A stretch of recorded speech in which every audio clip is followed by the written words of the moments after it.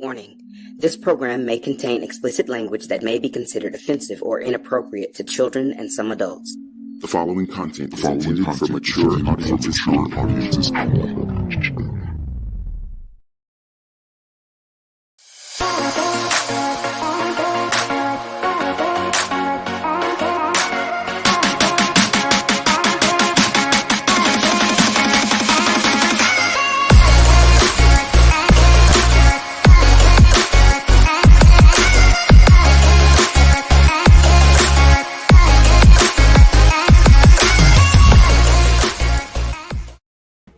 Hello and welcome to Talk It Out, where we talk it out. My name is Duryea Rashad, and I'm so happy to be with you all here on this wonderful, wonderful Thursday. It's a special day because tonight we're talking felony restoration of rights, the process that felons have to go through in order to regain their rights that were taken away from them after they committed their felony and they were sentenced.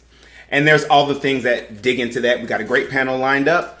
But just in case this is your first time with us here on Talk It Out is a place where people of opposing views can get together and have a healthy and productive dialogue in a respectful way.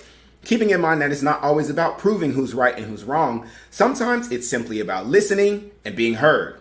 Now, before we get things kicked off, I want everyone to take a moment right now and head over to our YouTube channel. Please go over there, like our video, subscribe to the channel, and click the notification bell for notifications whenever we post anything live. Also, this helps get our viewership up. This helps get our interactions up. So please head over, even if you're watching on Facebook, if you're watching on Twitch, go to YouTube, Nelly Media, like our page, and we really appreciate it. Also, go ahead and share this video. I always press the wrong one. Go ahead and share this video wherever you're watching. If you're on Facebook, share it, tag a friend, tell them what we're talking about so we can grow our Talk It Out family. Okay, now without any further ado, let's go ahead and introduce our panels. Tonight's panel is all returning panelists, and I'm very excited about that. So first, I'm going to bring in mom, entrepreneur, social media manager, and pretty much the backbone of Nelly Media. Please welcome Ricky Z. Hey, Ricky. Hey. How are you? Oh, it's Thursday. It's about to be Friday. It's about to be Friday. That's all I know. Aren't you hosting Geeking Out this week? I am. So what are we talking about on Geeking Out? Teen dramas. So if you guys... Like Dawson's Creek and shit? Oh, yes. So if you know me, if you know me at all, I'm all about Degrassi, Buffy's teen drama, Roswell. Okay. Just basically anything that was on the CW, UPN, and WB way back when. Much. Basically. And the end. I'm all about it right now. Bet. So y'all tune in for Geeking Out on Monday at 8 o'clock right here on Nelly Media, twitch.tv/daygamer or Nelly Media on YouTube. All right, next coming in is my friend from high school, actually from middle school, Kiana Shelton, who hails from Atlanta, Georgia. She's a longtime educator who started her career as a high school French teacher in Atlanta Public Schools and now works in corporate learning and development as a prominent software company at a prominent software company in Austin, where she now resides. When she isn't delivering training or crafting curricula, that's such a Kiana thing to say, curricula. Kiana enjoys finding the best breakfast tacos in Austin and snuggling her rescue cat, Otis Brown. Please welcome Kiana Shelton to Talk It Out. Back to Talk It Out. What's up, Kiana? Always happy to be here. Happy to have you. Yes. Oh my goodness, back at it again. We'll have some tomfoolery. Yeah. Yes. All right. Next, coming all the way from Dallas, Texas, by way of 4 other southern states, Justin Draper, who is a performing arts coach in Dallas, Texas. Justin, what's up? Oh, me. Oh, hi. How is everyone? We're good. I feel like you just be trying to show off that tattoo. That's what it is. No, it's to frame the face. He's got to frame it. Right. Next up, joining our panel is the Grammy Award-winning Kimberly Render, Southern educator, speaker, and singer. Please welcome Kimberly Render to the panel. What up? Nothing, just happy to... First of all, everybody, this is the first time Kim has been here since she won her Grammy. So, thank you. Kim was part of a Grammy Award-winning production of Porgy and Bess that won a... What was the award? Best Opera Recording for the Metropolitan Opera in New York City, 2019. So please show Kim some love in the comments. Let her know that we're proud of her. We love you. All right. Thanks. Next, another Whoa Nelly Media family member who comes all the way from Sippin' and Kikiing, where you can find them sipping and kikiing every Sunday night, right after Real Housewives and Married to Medicine at 10 o'clock right here. Mo Smith, who's a critical thinker that's too conservative to be a liberal and too liberal to be conservative. You can check out their social media at Mo Smith Pro. Donations are always welcome at $ Mo Smith Pro. Please welcome Mo Smith Pro back to Talk It Out. I don't have a Grammy yet, but thank you so much, everyone. Yes. And for the people that are listening via podcast, that's MOESMITH P as in Paul RO on all the social medias and Cash App. Get at it. Get at it. Next up, returning for their second appearance on Talk It Out is Alex Kirsch. I think it's Kirsch. If it's Kirsch, then just beat me up when you get here. Alex Kirsch is the host of the podcast Depth of Perspective, where the truth has no bias. His podcast focuses on social issues in the U.S. and abroad and is an interview-based podcast. New episodes are every couple of weeks. Please welcome Alex Kirsch to Talk It Out. Did I say it right? You said it right. You were 100% correct. So awesome. I also don't have a Grammy, but I do have a glass of rum. So boom. Hey. But yours is yeah. So yeah, you've pretty much hit the nail on the head, Duryea. I haven't been able to record the past month or so because I've been extremely busy, but I'm getting back into it shortly. So, but hey, thanks again for having me back on your podcast. I had a great time last time, and I'm looking forward to another positive experience here. Epic. All right, now Matt Schneider. We're bringing in Matt Schneider. I'm actually not sure if I know this is bad to say, but I feel like there was a time where Matt was supposed to be on, and I'm not sure he was able to come or not. So I'm not sure if this is Matt's first time. Either way, let's bring in Matt, who's an artist. He's actually, you can find him on Whoa Nelly Media every Wednesday night from now on. He's going to be doing live figure drawings. This week we kick things off with a figure drawing of Daredevil. And we basically have something for you every night of the week except for Friday and Saturday. No, except for Friday and Tuesday. No. We have something for you every night of the week except for Friday. And he just filled up that Wednesday spot. He's also a admin of the Unity Experiment, which is a Facebook group which is a Facebook group where it's a collective of artists, and they also have a podcast that goes live every Friday at like 9 or 10. It's called The Collective Objective. I've been there a few times. It's awesome. Please welcome Alex. Matt Schneider. Sorry. Hey, no, that's good. Yeah. No, I was on a couple of your other shows, but I could not. I was going to be on a Talk It Out and could not make right. it. You on other stuff, just not this. Right, okay. Yeah, so I'm excited to be on Talk It Out. So I'm excited to have you. Cool. Thank you. I'm intimidated being with a Grammy winner, to be honest with you. Y'all are ridiculous. Yes, but I'm going to ride this wave, though. Right. Good. You earned it. You earned a wave for sure. Come on, okay.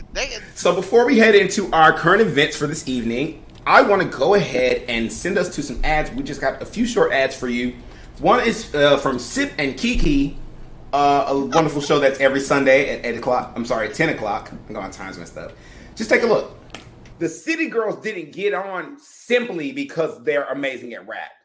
People don't do that. Ooh, don't do that. As per that clip I sent in the group chat, y'all saw the performance was not giving what it was supposed to give.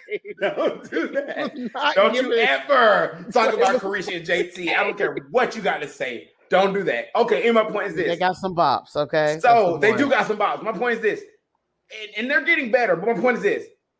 People like JT and Carisha and Cardi B because of who they are. Their personalities. We like who they are. So the thing that brings them revenue is their lives.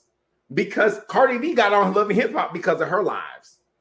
And Carisha and JT we love their friendship. That's what people like about the City Girls is their friendship.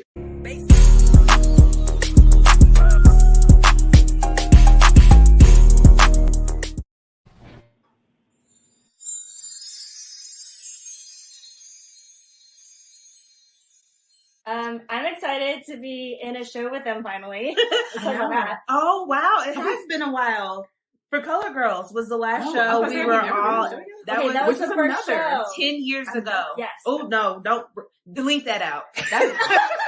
That was pre-Whoa Nelly Media, but it was in fact a Duryea Rashad production. Yes. So there It's you the go. first time we did a show I together. know. Babies. We were babies, so we'll really see how much we've grown. That'd be great. Yeah, I love it. So here we are. So excited. So great.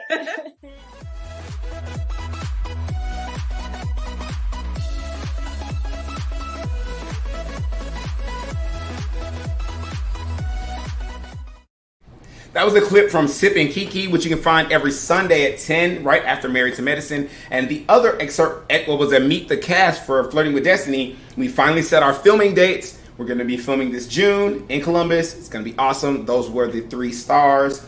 We're still casting and we're still adding crew. So please head over to GoFundMe.com/F/FlirtingWDestiny and contribute. All right. Let's start out talking about the current event, child. George Floyd, the trial, the Derek Chauvin trial. The interesting thing about it is, like, I literally was arguing with some people, like, for a day and a half about this trial. It's like, and the reason I want to talk about it is because I want to try to understand how there can be 3 autopsies that say the same thing: a police chief, paramedics, firemen, an MMA fighter on site. But there are still people who are saying that this man did not kill George Floyd. I'm terrified that one of these people is on the jury. Terrified that there are still people, just one. All they need is one person that thinks like these people, who feel like. I had somebody actually say it was the paramedic. Like, the paramedic, my understanding of their testimony was that they didn't perform aid quickly because when they got there, they thought he was dead. That he was unresponsive and they could find no pulse, so they didn't render aid. And the person said, and that's why he died. It's not Derek Chauvin's fault. They're blaming the paramedics. I don't understand how people can be like, I don't get it. How you could be seeking like justification that bad to where you can criticize the paramedics who were second to the scene and not the police who were there on the scene. Who, if he couldn't, they were like, oh, well, he said he couldn't breathe before his knee was on his neck. And it was like, in which case the police should have rendered aid. So I don't get how we're still blaming the paramedics or just seeking this. So I kind of want to open up the conversation and give everybody a chance to, say what your takeaways from the trial are, because I can't watch it straight through. I've been kind of like in and out. Just say, maybe help me understand why people are still like, other than that they're racist. Like please help me understand. No, because last week we had the firefighter that was basically like, she was there. She was ready to check a pulse, see if he was conscious, all this stuff, but was told not to. Was told to mind her business and to back up. So, if we already know that, and this was last week when they were talking about this, how are you going to put the blame on the paramedics, who I'm assuming came after her? Well, what I've been hearing is not the paramedics. I've been hearing that they're trying to blame the meth in his system, the drugs in his system, for causing his heart to stop. That's been the other argument that I've seen. But even I haven't been able to watch the case. I can't handle like Black trauma and like the trauma of them having to relive that day, and then the thought that he may get off. I just can't. I know that I cannot handle that right now. But I've looked at some of the highlights in today's trials when they had a pulmonologist or someone who specialized in lungs, and he was like, he died from not having enough oxygen, period. Like, and that caused his heart to stop. And it was for minutes after that he, his body had no oxygen in it, that his knee was still on there after his body had depleted all oxygen. So I feel like there really is no argument for it, to be honest. But they said they'll have their own. The defense will have their medical experts come in next week. So I think it'll be interesting to see how they spin it. I believe at this point that the defense is clearly trying to go for a jury nullification, especially with the overwhelming evidence. I mean, you have the police chief that is saying, yeah, he took it a little too far. I don't know, man. And plus, they're concerned because public outcry is going to be monumental if he is, found not guilty.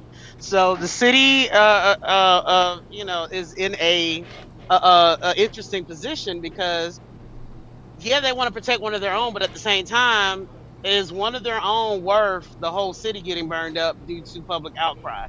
Because at this point, people are getting tired. All the excuses, proximity crime, AKA black on black crime. If you if you respect the police, people are tired.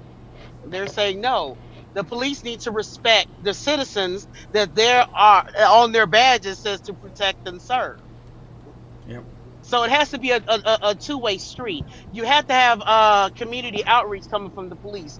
Also, I think as a society, we have to learn that policing is not the only way to bring order in a society. Because clearly, with the majority of the cities, the majority of their budget is going for the police. For example, Chicago, they have a $93 million budget, but their public outreach for the youth is $450,000.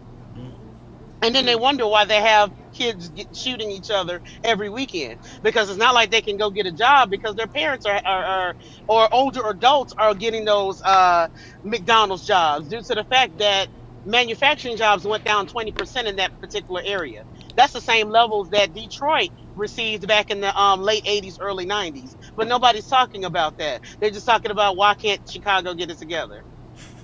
I just want to be very clear that I don't think the police are ever a necessary part of society. And let's be very clear about the origin of the police. Keanu don't mess with the police, y'all. Get ready. I don't mess with them. They are slave catchers turned property managers. Slaves are property. So my whole thing is this. We keep thinking that the police are here to serve and protect. They are here to protect white property ownership. And we see that time and time again. That is literally the sole reason for the police. We've expanded that to do they'll go this and but I promise you, if you can think of a case where you could send the police, chances are you could probably send some unarmed social service and it would have a much more favorable outcome. The police don't need to be here. I'm all about abolish the police, and I mean that de facto. I don't mean that reapportion those services. No. Defund and get rid of them. Let's shut that shit down. It's not necessary. So when we talk about this language, I would have really disagreed with you until I watched cops defending dumpsters full of food from starving people. And that was that's where we're at now. Fuck that. Yeah, and along the same lines, it's by design. They have built in qualified immunity for their police officers. Yes, what does that tell you about the culture of policing in America if we are, by law, allowing them to get away and not be prosecuted at almost every point of the justice system? And that's what is really being put to the forefront now and being put to the test, is why was someone like this police officer, Derek Chauvin, being allowed to even still be on the force with multiple infractions and multiple issues. He was a field training officer, and with that record, what does that tell you about the policing system, not only in that jurisdiction, but also in the country? Because the conservatives will brush it off, and the Blue Lives Matter crowd will brush it off as, there's always a few bad apples. Why was that bad apple repeatedly allowed to be in that position years and years upon years, training other people in the same methodology that he was using?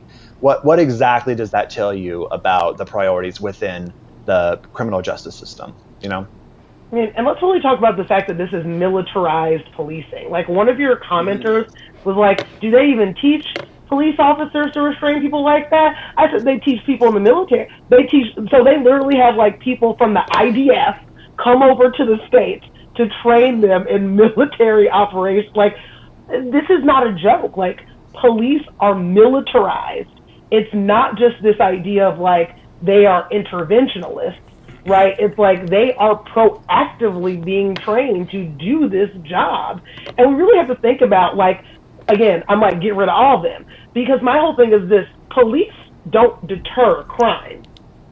Things happen and they come afterward to make it worse. That's not what happens. When we think about intervention that we want to do before something happens, the police never enter into that equation. So you tell me, what's the use? What's the purpose? I kind of struggle. I'm going to be honest. I struggle with the idea of not having police at all. And I totally understand where that comes from. And I absolutely understand the history and why police were created here in America, but I also think about, like, there are countries that have police officers that don't kill the black people in their countries. No, they're not. No, they're not. No country. No, they're not. You're saying that police are just willingly killing black people in the streets of every country? 100%. Oh no, I have to see. I told you, Kim. I told you, get ready. I told you. Oh no, I genuinely would love to see information on that. I mean, and I'm literally talking about not even where we're a minority. If you look in West African countries, there was a whole thing. I forget what it was in Nigeria very recently. The secret police there were suppressing. So again, I tell you this all the time. Anti-blackness is rampant. Right? Mm-hmm. It thrives not only where we are minorities, but where we are majority populations. And I guarantee you, I don't need statistics. They're over here wielding anti-blackness everywhere you go, killing black people. So I don't need statistics to tell me that. Every country you go to, they're going to kill a black person. So this commenter, Collerton, he says, at least military try to teach its soldiers that everyone is green, not black. I'm sorry, but that's not true. At least I know for American military, where, you know, we've had black people fighting in American wars since its inception and still treated as shit in the military and between civilians. So, like, that's not necessarily the case. But even then, like, the black military were given the shit positions in the military up until, what, recently? Yeah. Let me hop in on this comment really quick. I hear what you're saying. I hear what he's saying. Mm-hmm. What he's saying is not, it's right, because that is definitely, like, when you're in the military, it's all about, like, this is your battle buddy. Like, it doesn't matter, because when the bullets are flying, this motherfucker has your back, and that's all that matters, right? However, like he said, this phrase is akin to I don't see color, and that's the problem. Because, and when I was in basic, I wasn't in a long time, but when I was in basic, the dude I was closest with, me and him, I want to say we fell out, but after we had this conversation, we weren't as close when I told him that he had white privilege. And it, like, he was so offended, because he's like, dude, I'm me, and we kick it and blah blah blah. Why can you think I'm racist? I was like, that's not what I'm saying. I'm saying that you have white privilege, and this idea of that because we could only see each other as brothers, battle buddies, that we then have to ignore the baggage, not the baggage, the experience that we've come to the military with. And that is the problem with that. Like, so he's right with what they're saying. They do teach you about that unity now, at least in the military, but it doesn't erase anything. Therefore, it's putting a Band-Aid over a bullet wound and hoping you can ignore the bullet wound when you can't. Because then, yeah, when stuff matters, yeah, but then when it's just, but then you have to, like, look over your shoulder, because it's like, I don't know if you really got my back or not when other stuff goes down, like, and so I get what he's saying, but I just wanted to throw that in here too. So I got a couple points though to kind of catch up though. So when it comes down to, like, the police, the best police I've ever seen is the German Polizei, right? They're very polite. They're very. The Polizei will beat your ass. But they will beat your ass. What are you talking about? They beating them Turkish immigrants. I'm sorry. Go ahead. Here's the thing: the Polizei know when to stop. That's the only thing. They are not going to beat you to death. Like, the statistics that you can look in Germany, they just go against anybody that tries to, like, fight or resist against them. And we're talking about actual resistance. We're talking about, like, a drunken person that is just beyond all reason right there. Now, here's the thing when it comes down to that, okay? You mean to tell me that 4 police officers can't handle one person? You can find a bouncer that can handle 3 intoxicated people at one point, and they will not end up dead for some reason. So maybe the police maybe need to take some. You know, my point is like, you don't need to administer these methods like Derek Chauvin did, because it's completely barbaric what he did. And the thing that really offends me right now is the fact that Steven Crowder actually had the audacity to try to recreate the scenario. Did y'all see that? Yeah. Shock Jock Steven Crowder tried to recreate the scenario where he actually had a cop friend of his kneel on his neck to simulate that. No, thank you. Yeah. I'm like, no, thank you. Really? Like, what the hell is wrong with you, bullshit. But he There's was so much the only bullshit. one, because they were also doing it on TikTok. Yeah. I do want to say something before we move. I want to say something before we move about the Polizei. When I was in Germany, they told me, they were like, listen, don't get in trouble off base. Why? because the Polarized don't carry guns. And I'm like, they don't. Okay. Repeater. So they will beat your ass. Because they not carrying, they'll pull out that bullet stick in a minute and wear your ass out. But don't get in trouble. Like, I've never seen this happen, but that's just that's the like the story. I'm like, oh, look, they society in general, like in my utopic future, which hopefully is what we want, right? Like, I know people are like, oh, this is unrealistic. Yeah, but cell phones were unrealistic 100 years ago, so shut up. Right. So, what's a cell phone? Yeah, right. What's So my thing about it is, in the utopic future that I hope we're moving toward, violence won't be the first solution to conflict. That has to start somewhere, and it won't start by us saying, well, at least they're not shooting us. Like, no, like there's other solutions. Like, if you really addressed most, like I think Kiana said about a lot of these could be with social workers. Yeah, she said. Y'all got to change y'all hair because I can't do it today. I can't. They have different colored shirts on. It doesn't matter. Listen, I'm doing like 50 things over here and looking at the screen, so I just like anyway. So too much it is important on because timeline. Look, there's so many things that could happen. I posted something on my Facebook. Speaking of timeline, too long ago was it was a white policeman. And I hate that I had to book, but it was a white policeman and a black man who was suffering a mental health crisis.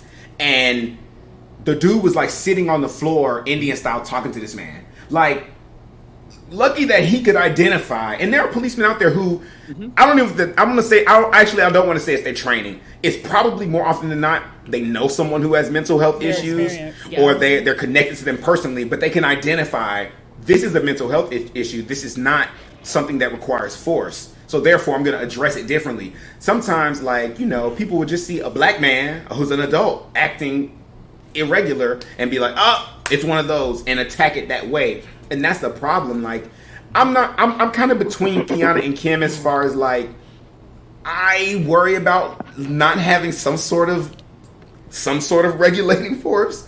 But I also do feel like there's so many problems with just the history of police that you can't eradicate it simply. So I don't really know what it's like that saying goes. I was gonna say, here's the thing. A real quick statistic: Camden, New Jersey, they decided to fire the whole entire police department and then rehire them. And based on that, they weeded out all the bad ones, or the bad apples, as people like to call it. And they found that police brutality rates went down by 48% within a year. It's kind of like, sorry, I'm sorry, I didn't. No, I was just saying. Well, no, I was going to say. So basically, at this point, these industries of police, the fraternal order, they're here to stay. But at the same time, they still have to be held accountable to do their job as stated within the current standard operating procedures. Not necessarily what happened 100 years ago. And I feel that if we can at least get to that point, we can get somewhere. But the problem is getting to that point, because we're getting too much pushback from the fraternal order and as well as other right-wing organizations. It's kind of like the saying goes that if you have 100 cops, but then like 100 good cops, but then you got one bad cop that's doing a bunch of bad things and nobody stops him, then you've got 100 bad cops. It's kind of like the saying goes right there. Like, I'm a firm believer that they have to hold each other accountable, and like that's the biggest thing right there. And I know some people are like, well, I don't want to turn my back on this guy, but if this guy's doing something that you know is wrong, they've got to be held accountable, because if you just let that stuff go to the wayside, how is that going to reflect on your department right there? Derek Chauvin is a prime example of that. And it's Jazzy said, this isn't like punching your buddy out for lunch so he can leave early, though. Yeah. This is like people legit get hurt and there's serious consequences. So I mean, it's a difference watching your work buddy. I mean, that's my point. It just doesn't. Yeah, no, I'm agreeing with you. It just doesn't. That argument doesn't jive at all. I mean, but let's wait. I'm sorry, Kiana, because Rakia was trying to help. Oh yeah, come on, Rakia. So back to what you were saying earlier, just like dealing with mental health. Keep in mind, like it takes a lot of effort to get teachers on board with de-escalation skills. Mm-hmm. So imagine what that's like trying to get a police force. And like I'm someone as a sped teacher, and like not all sped teachers know de-escalation skills. Or like as a parent, not all parents know de-escalation skills. What makes you think a police force is trained in that when the rest of the society is not on it too. Number two, I remember don't you think it's more important for them to be trained in it? Well, I think it needs to be all around. Like everybody needs to be trained on it. I think that when you think of like our children, like elementary school, like elementary is the foundation for society, and we have kids that aren't, especially now, like that don't know how to regulate their emotions and are trying to figure out how to deal with certain scenarios and don't know how, and then you have someone that's pretty much either egging them on or making them angrier and not teaching them how to channel their emotions in a proper way. Then you have middle schoolers that are dealing with that, and high schoolers that are dealing with that, and then you have young adults that are doing that, and then you have all these people in society that don't know how to regulate their emotions, number one, and then people that don't know how to help those people regulate their emotions or help de-escalate the situation. So, I mean, it's all the above. I also want to be very clear about, like, and this is the part, I totally agree with you. Like, Ricky, we are on board. Like, I think that needs to be absolutely a part of any person's training who's going to be coming in contact with people in that way. If you're a paramedic, if you're a police officer, if you're a social worker, if you're anyone who's offering any type of services to an every person, I think it's important.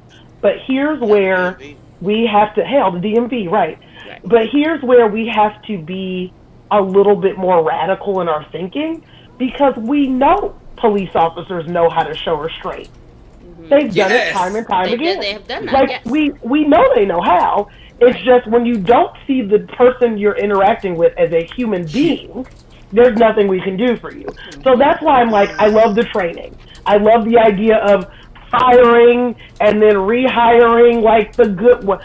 But I just feel like that system is rotten to the core. And at this point, I don't see any benefit of having it around that can't be addressed in some different way. Hold on, I just don't. Wait, hold on, because go ahead, Rakia, and then after Rakia, Justin and the Schneitz, and then there's a comment that I kind of want to respond to. Yeah.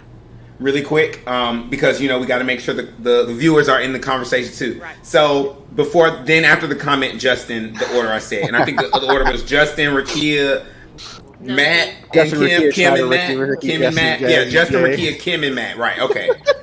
So the comment is this, because Keanu's talking about radical solutions. So Collerton says, so what's the solution to this persistent issue with the police? Lately, people I know have started saying that the only 100% sure way to stop police racism is to introduce segregated police forces and justice systems. So only black police can police black people, white for the whites only, etc. What do y'all think about that? So I just want to throw in this thing. I don't know if the term would be racism, but I can for sure say that anti-blackness exists even in the black community. So skin folk or kinfolk. So that is not necessarily a solution, because there are black people who don't like black people. Well, I mean, furthermore, Irish people weren't white 40 years ago. There we go. It's just going to break down the same thing. All of a sudden, the Italians are going to be the less white of the whites who are going to be policed more. I mean, there's a fundamental issue that's manifesting in a certain way, and you're just taking that fundamental issue, putting it somewhere else, and having it manifest in a different way. Not only that, Brown versus the Board of Education, the ruling was Thurgood Marshall and the other lawyers basically presented to the Supreme Court, basically stating that separate yet equal does not work because it's not equal. First of all, so you won't get the same amount of funding in certain areas. You won't have the certain level of technology in certain areas. So that would just cause another quagmire that we've already had that 50, 60 years ago. Because originally police officers in most cities, the African Americans that joined the force, they weren't allowed to police white people. So we've already done that. So we know that doesn't work. So we need to do something a little bit more radical. And as a society, it's time to stop pointing at the other, because first of all, as being a black LGBT, all that in a bag of chips, I'm tired of being put in the box of the other. so that way you can get whatever agenda you're trying to push. Stop putting me in that. Look, I just want to go to work and come home and eat my little cheese sandwich and mind my business. Okay, just leave me out of it. I'm sorry, I talked out of turn. Yes. All right. Cheese sandwich at that, because I got money. So, let's go back to our order that we were talking in, and then soon we're going to move to our next topic. So that was Justin, and then Rakia, and then Kim, and then Matt.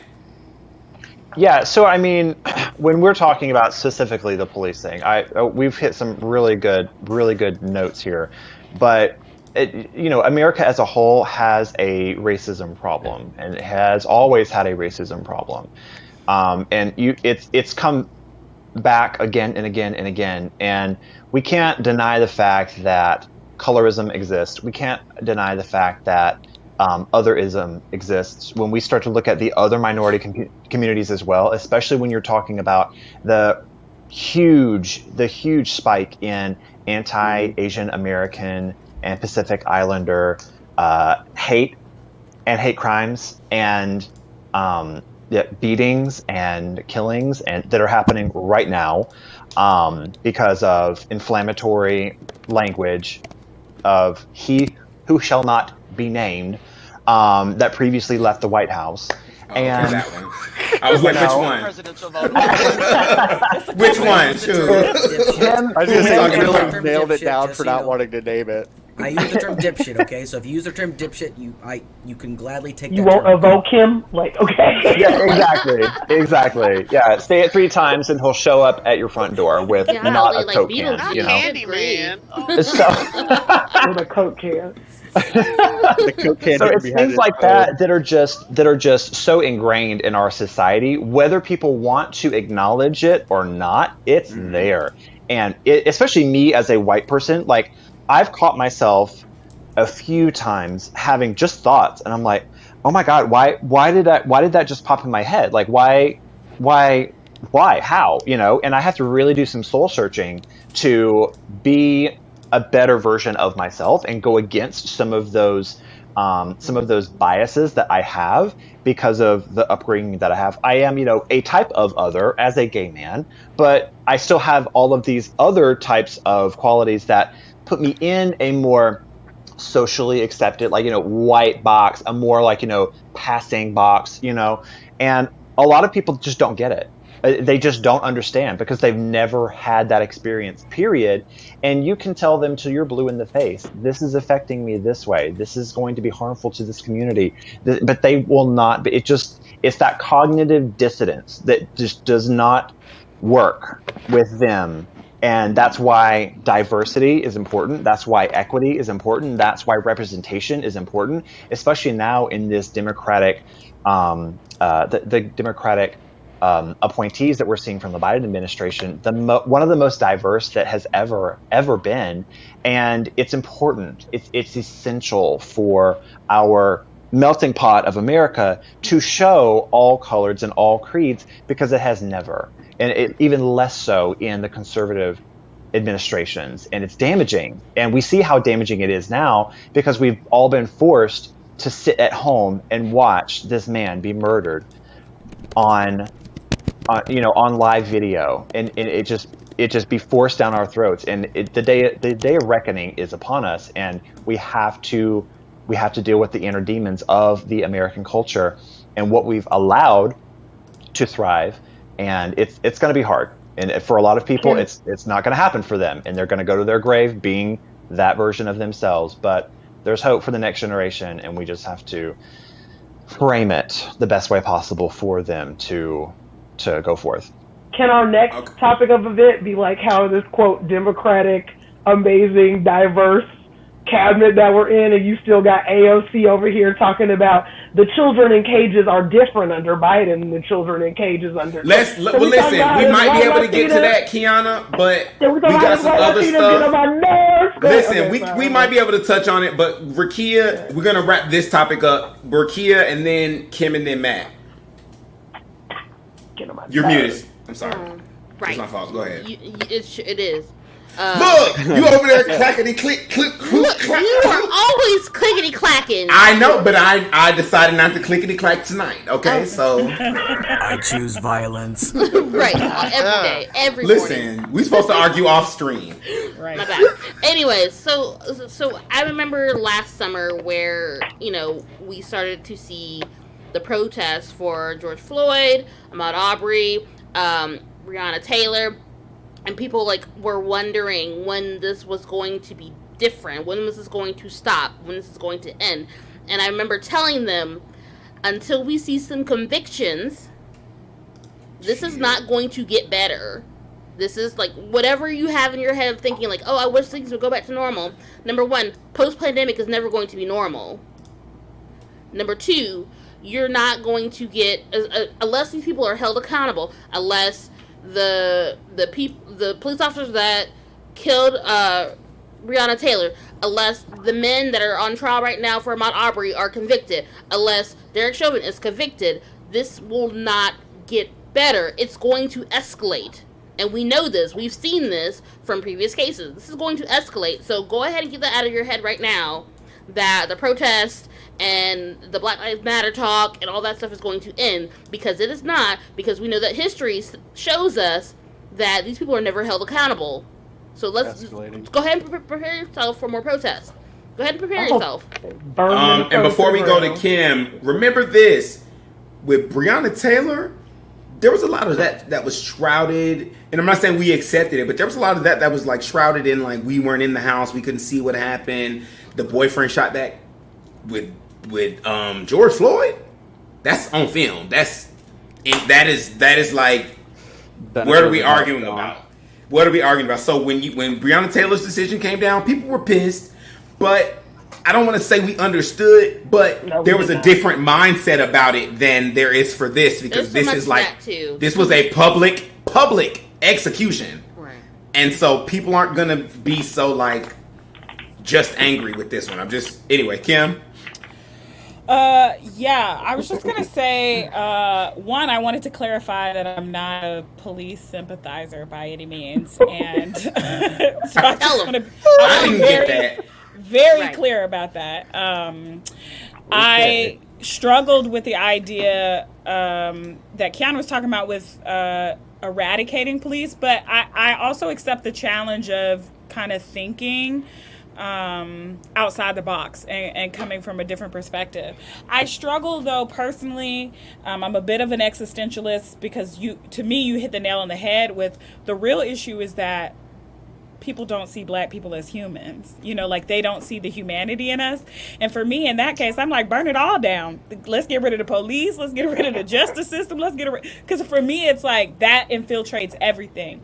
So to counter that, I'm often okay, well, instead of thinking about burning it all down, how can we fix this? And that's kind of where I am with the police, because for me, I think when you talk about better training, better pay, I think about the police officers in my town, and I think they start out at $23,000 a year. I'm not putting my life on the line for that. It is to me, and it's you wonder why they taking drugs and part of the crime.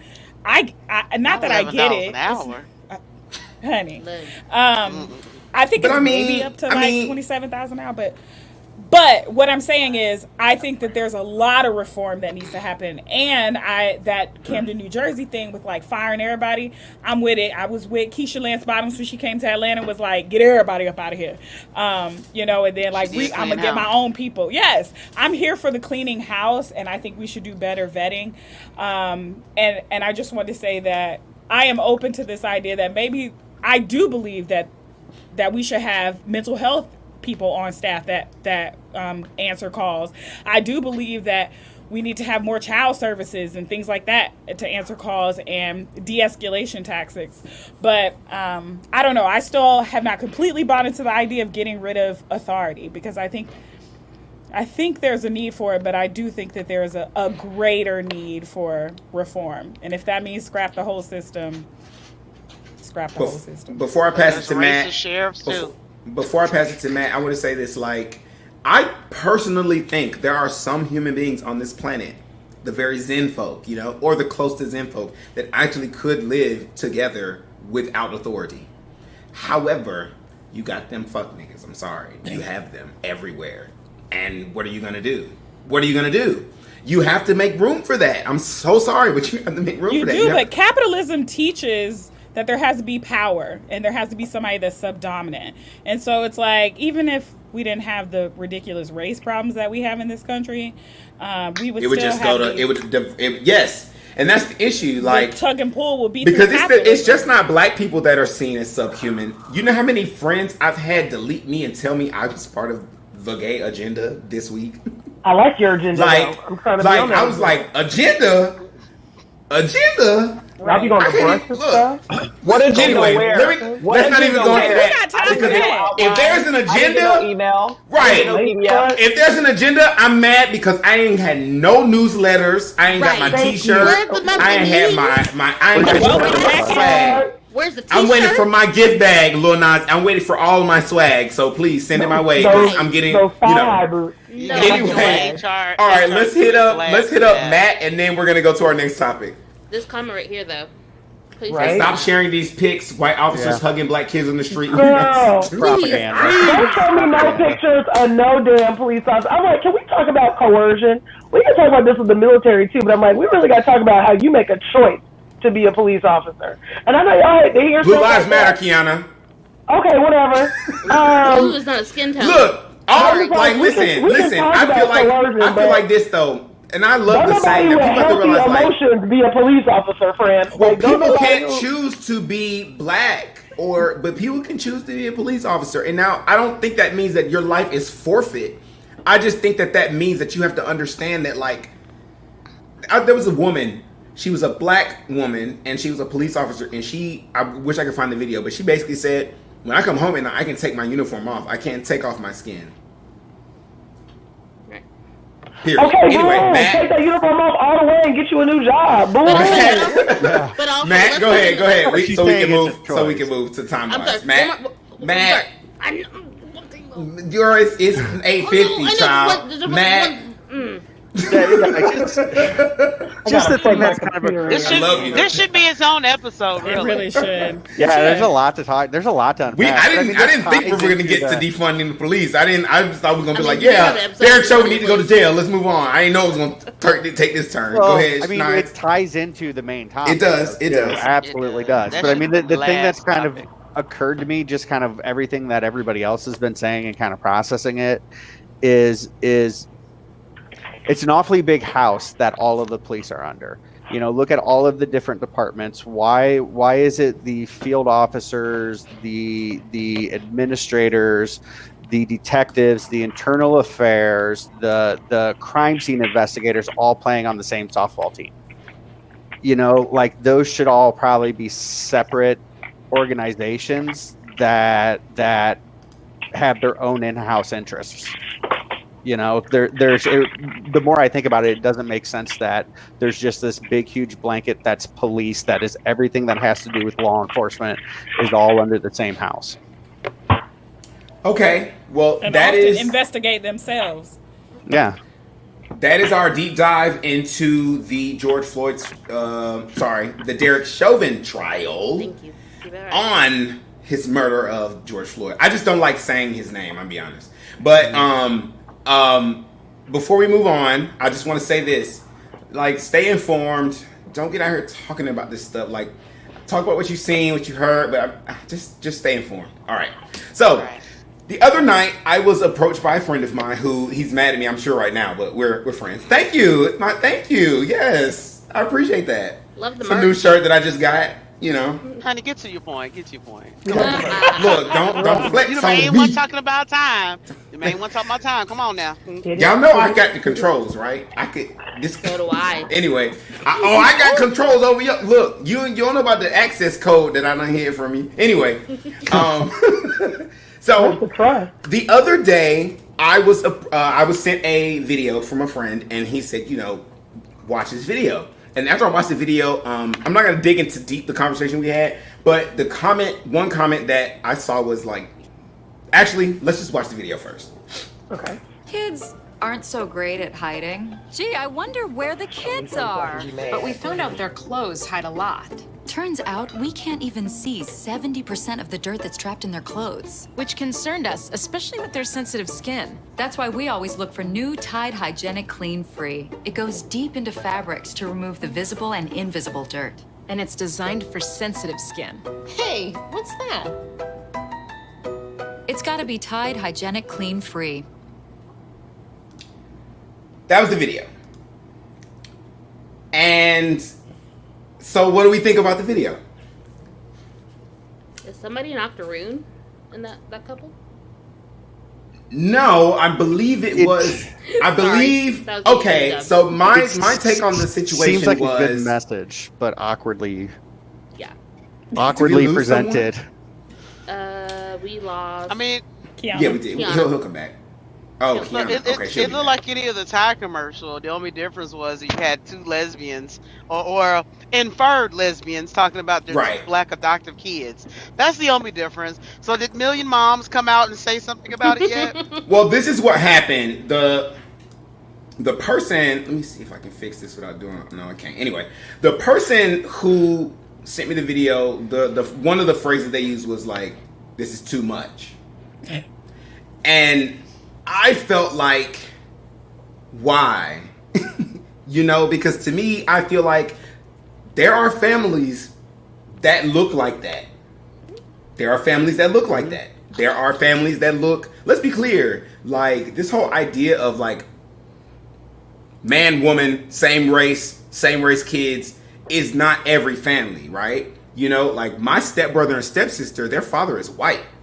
So, and look at me, child. Okay, so we in the wedding photo look like in the wedding photo with me and my brother, and then my stepbrother, my stepsister with their white father. But there's just some families that don't look conventional, right? So I guess to me, when I saw this commercial, I thought it was great because I felt like there needs to be more of this. Of course, it's uncomfortable because we're so used to hiding this kind of thing and telling it that it's not normal, But at the end of the day, you have two women who, or two, we're not like Mo said it better. I don't know, but we have two implied women, right, with two children who are, clearly not their same race. I think anyone who watches this really quickly understands, okay, this is probably an adopted family of some sort, and adopted families need to wash their clothes too. Well, yeah, I'm going to say I think the uncomfortableness, at least for me, more than anything else, was the kitschiness of the production of the commercial was awkward, and I feel like it was presented weird because. What do you mean kitschiness? Just the quirky on the nosedness, it just really comes across weird. Really corny in the way they try to be diverse. Okay, like that's the thing. The diversity and like the corny is like they're like tryhards. They're all tryhards. It's the really, Jurassic Park books. The sequel never mentions the race of Jeff Goldblum's kids, right? I'm so crazy because that is my favorite part about that movie. And they don't. Jeff Goldblum has a dark-skinned black child, and they never address why. And they never address it, and it's just normal, and that doesn't feel awkward. I mean, this felt awkward to me. First off, because that's my baby with Jeff Goldblum. That's why. A mess. Your baby is darker than both you and Jeff Goldblum, though, but. I had the biggest crush on her. She was that's the girl from Harriet the Spy. Right. I had the biggest crush on her, bro. The little girl. That's the black girl from Harriet the Spy plays Jeff Goldblum's daughter, and her name is like Vanessa Lee Chester. I had the biggest crush on her. I'm telling you. Did he also have a son in that, or was that just in the? No, it was just his daughter. They cut the son. And it took me the second time watching it to realize that this was like his daughter, and so I was and somehow this was the way he was treating her was like that was his biological daughter. And I was like, I guess mom is just black, and we're not going to discuss it. Mm-hmm. Well, which is great casting for them. Like that fact, I think it was one of those situations where she just walked in and auditioned, and the casting director was like, "We like her, bro. Like we just gonna go with her, like whatever." So can I ask a question? So what's the controversy? Because I know what I don't like about this commercial But what don't the people like about this commercial? I can't say, like, okay, so I had a conversation with the person. The person doesn't really want me to, like, go in depth about the conversation because they felt like during our conversation they didn't really get to say their side of things, which it's me, so I can understand that. So they don't. I can't really speak. Hello, it's me. But I'm not gonna really. But I will say that was one point they really made, that this was too much. I can't say what exactly was too much, but they said that this was too much. And can I be the potential controversial person? We can be controversial. I got you. It's not even that. Can I be the controversial person? Kiana, that's why I asked you to be on my show. Come on, Kiana. Do it. So we're looking at two. I looked it up online from a little still. I didn't watch the video. So I assume two white lesbians. Okay. Assume, yes. Two white lesbians. Inferred lesbians. Who have two, I would call them black children. Okay. So my whole thing is, I don't like the commercial because I'm like, when y'all gonna stop buying black children and traumatizing them? That's what I want to know, because that's my issue. Y'all got all these not Kristen Stewart, but the other Kristen, bless her. And I'm like, y'all can't even acknowledge that y'all ass is racist, and y'all want to go out of the way to adopt and traumatize two more black children? Why would you do this? So that's the controversy. Why?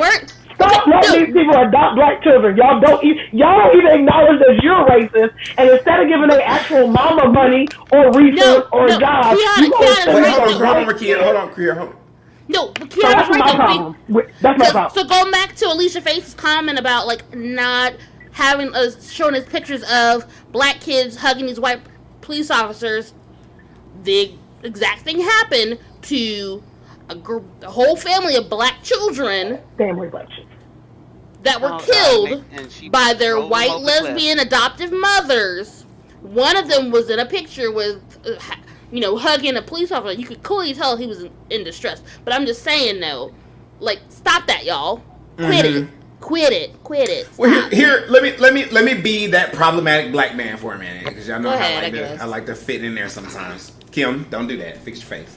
So. Okay, she didn't do a face this time, but usually it's Kim, but I ain't see a face. Yeah. I agree with everything you just said. However, I don't know if it's worse to leave a kid in the system.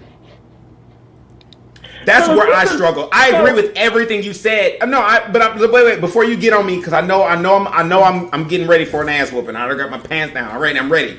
But I just think that when it comes down to it, like, I don't know which one is worse, because being in the system, it's such a crap shoot when you're landing it. Whether you get adopted or foster homes, it's like molestation, abuse, just neglect, malnutrition, racism. It just sucks, because it's like, do I feel happy that these kids landed in a home where they have a back fucking yard, or am I nervous that they're being raised by two white women who I'm not saying from the commercial, but who very well may not be equipped. I'm just saying, but they very well may not be equipped to raise black children who are going to become black adults in this world that hates them. So my whole thing is this. I understand the dichotomous choice, and I'm going to keep this really short. Hey, Shara. The dichotomous choice around, like, at least they'll be better off because they have a family. I'm not saying they will be. I'm saying I don't know which one is worse. I know, but that's usually like, well, any child, as long as they get a family, and I don't have a problem with that. Right. What I have a problem with is that we know time and time again, social services will knowingly take away children from parents who simply have issues of resource allocation, who have issues of work, or things that could be actively alleviated by that money you give white people to raise our children. And if you don't think, and this is why I'm like, y'all, I know y'all think, look at Native American children. They purposely ripped those children away from their parents, put them in white Catholic schools, and it wasn't to give them opportunity. You know that the children of a race of people and how you indoctrinate them changes whole societies. If you don't think the social services, again, talking about bad fruit, talking about things rotten at the root, if you don't think that over propensity to continually tell black parents that they are not able to take those children, pluck those children into a system that they can monetize, and then sell them off to the highest, most palatable white family you can think of, if you don't think that is baked into that, whether knowingly or unknowingly, then I got a bridge to walk you across. I got some swamp land to sell you. So that's why I'm just like, I kind of want to challenge you just a little bit on that, and some of that is because I don't necessarily. Okay. Go ahead, man. No. I have a couple of different kinds of trains of thought, and is your primary concern more from a cultural standpoint, like not being able to? I guess I don't understand. I understand what you're saying with the removal of the children, but not the concern with the placement of the children. Can I say something? Kind of clarify that? Can I say something? Yeah. Like, I think there's a difference between like a decent person teach another another child how to be a decent person. Yes, right? However, if a person who's not a black person has a child that is black or not their race, right? How would you effectively teach that person to deal with the things that they're going to deal with in life that you've never experienced yourselves? Like, first and foremost, like I tell this story all the time. My mama showed me roots before I went to kindergarten. Some people think that's crazy, but it was traumatizing for me. But that's the thing that, like, really, like, white kids don't do that. Oh, let me show you roots before you go to kindergarten. I needed to see that so my mother could understand where I fit into the world before I was outside of her reach and dealing with people that were not her, so that if ever I was met with a certain energy, I would understand what it was and why I was dealing with it. So do you think a person, like if I was going to adopt and there was an Asian child, East Asian child, and I was just like, I'd be specific, just because I don't like after the last week, let's not couple them all together, right? But if I was to adopt a child that was not my race, what would I do to make sure that child understood that where they fit in the world? What could I do? I'm not saying that it's impossible to do, but I have to know I can't do that on my own. I cannot do that on my own. So for I your want to example, add to that too, though. Go ahead. Yeah, because I was gonna say I actually stand kind of with where Duryea was, and with Matt, who's now gone, I guess. Ooh, dropping like flies, child. They'll come back. No, I'm just kidding. But I have a. For me, at the end of the day, the absolute necessary thing is for a child is love, and I think that is like the most important. And I think children that are taken away, like put in the system, they need that. I am all for reconciliation within families and things like that, and getting kids back to in families and stuff, unless there's abuse happening. And then I'm just like, I'm sorry. Right. If that black child has to go to a white family because abuse is happening here, I'm sorry, it does. Now, when Kiana says, like resources available to those families, I'm here for that. Like, that's the kind of work that my brother does, like helping families get re-prepared for a child so they can come back in the home type thing. I'm for that. But also, I have two very close friends that adopted a black child. And I was very honest with them in the beginning and said, look, I love you. I know you know me, but you don't know what it's like to be black in this country. And I'm going to be straight up with you. And at first they were like, oh, it was kind of like a... I know who you're talking about. Yep. Well, so it was kind of, these are my dear friends, right, and they're probably... They were my friend first, though, so let's get it. Let's get it. Oh my God. Let's say it right. Like, I am the glue. Continue. Anyways, they're probably watching. If you are, I love you. But yes, and they know this. First. We've had this conversation a lot since then, and it was like they heard me at first, but then as they actually had adopted a child, they started to learn more, and we constantly have this conversation over and over again because their understanding is changing, and I've seen them develop into incredible parents, and I expect them to continue to grow in that role in raising a black son, which is a challenge. It's scary for a black mother to raise a black son in this country, so I can't imagine what they had to process to raise a black son in this country. But I don't think it's impossible by any means. And I think as long as you are open and know that, like, hey, I don't have all the resources, but I think all parents should think like that. I don't have all the resources. That's the part, though, for my child. You have to be able to reach out to communities and such to help. There's a big part really of hard to do if you don't have black friends. But I'm gonna go. I'm gonna see black people. Okay.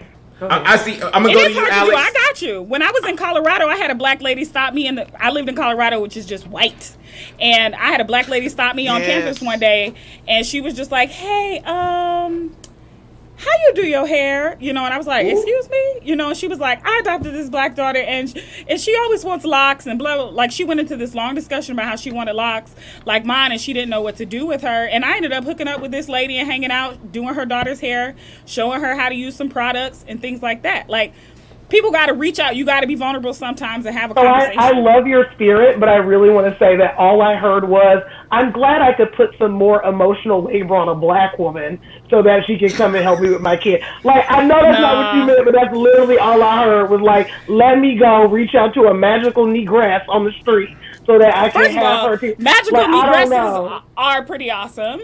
But I'm just saying, from a trope standpoint. Wait. Grammy Award-winning. Grammy Award-winning. Don't worry.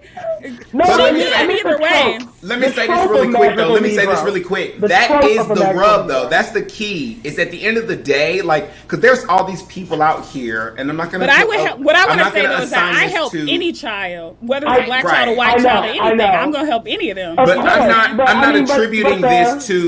attributing this to one race. But there are people out there who just feel like, let's ignore race and addressing it is the problem, right?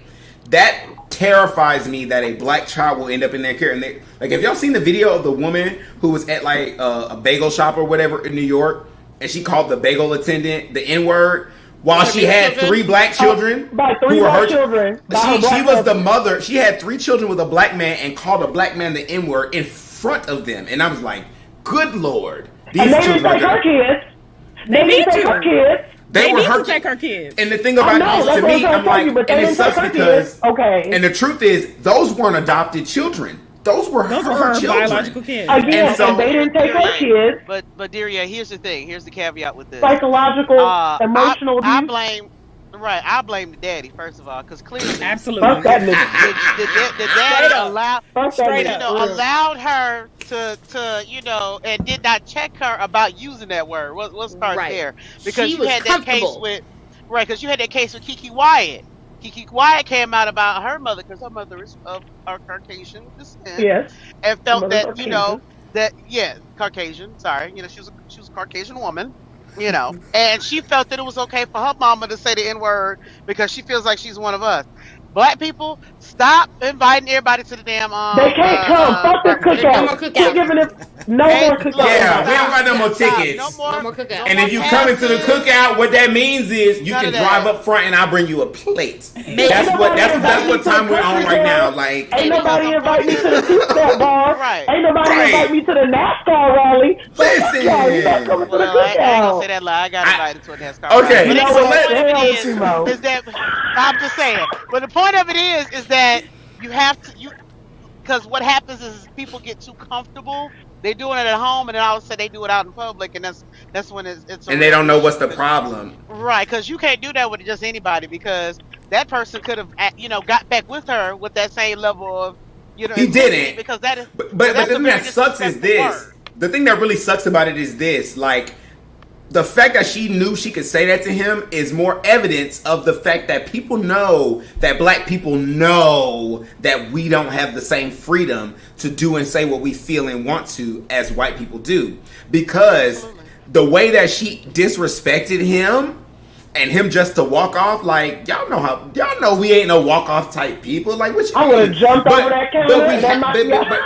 But that was his option. It's like, first of all, he's at work. Second of all, like it's a woman. But at the end of the day, it's like listen. Do you know how many insults exist? If you mad because you couldn't get your bagel, you bagel thief, whatever. You know what I'm saying? You know how many insults that exist, and you went for that one. It's like for not getting your bagel, you went to the N-word. That means you. No, let's be clear. That means you're that type of person. Like, ain't no excuse. You could have called them. You could have a hoe, a lint liquor, a scallywag. There's so many insults that they could have gone for, but they went straight for the N-word. That's just in you. That means you've been waiting to say something like that.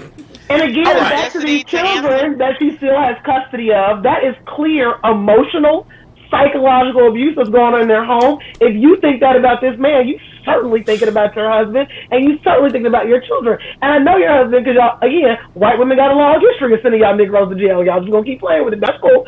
So I'm just like, love is love until they get mad at your ass and call the cops on you. But love is love. Be great. So all I'm saying here is everybody needs to check what they're doing and come with an understanding of, have you done the mental work to be involved with a person who has been marginalized in this country? Y'all don't take that serious. Now, y'all don't pay me as a girl who don't. I love an interracial, honey, okay? I done had my fair share of these white men, honey. I love an interracial.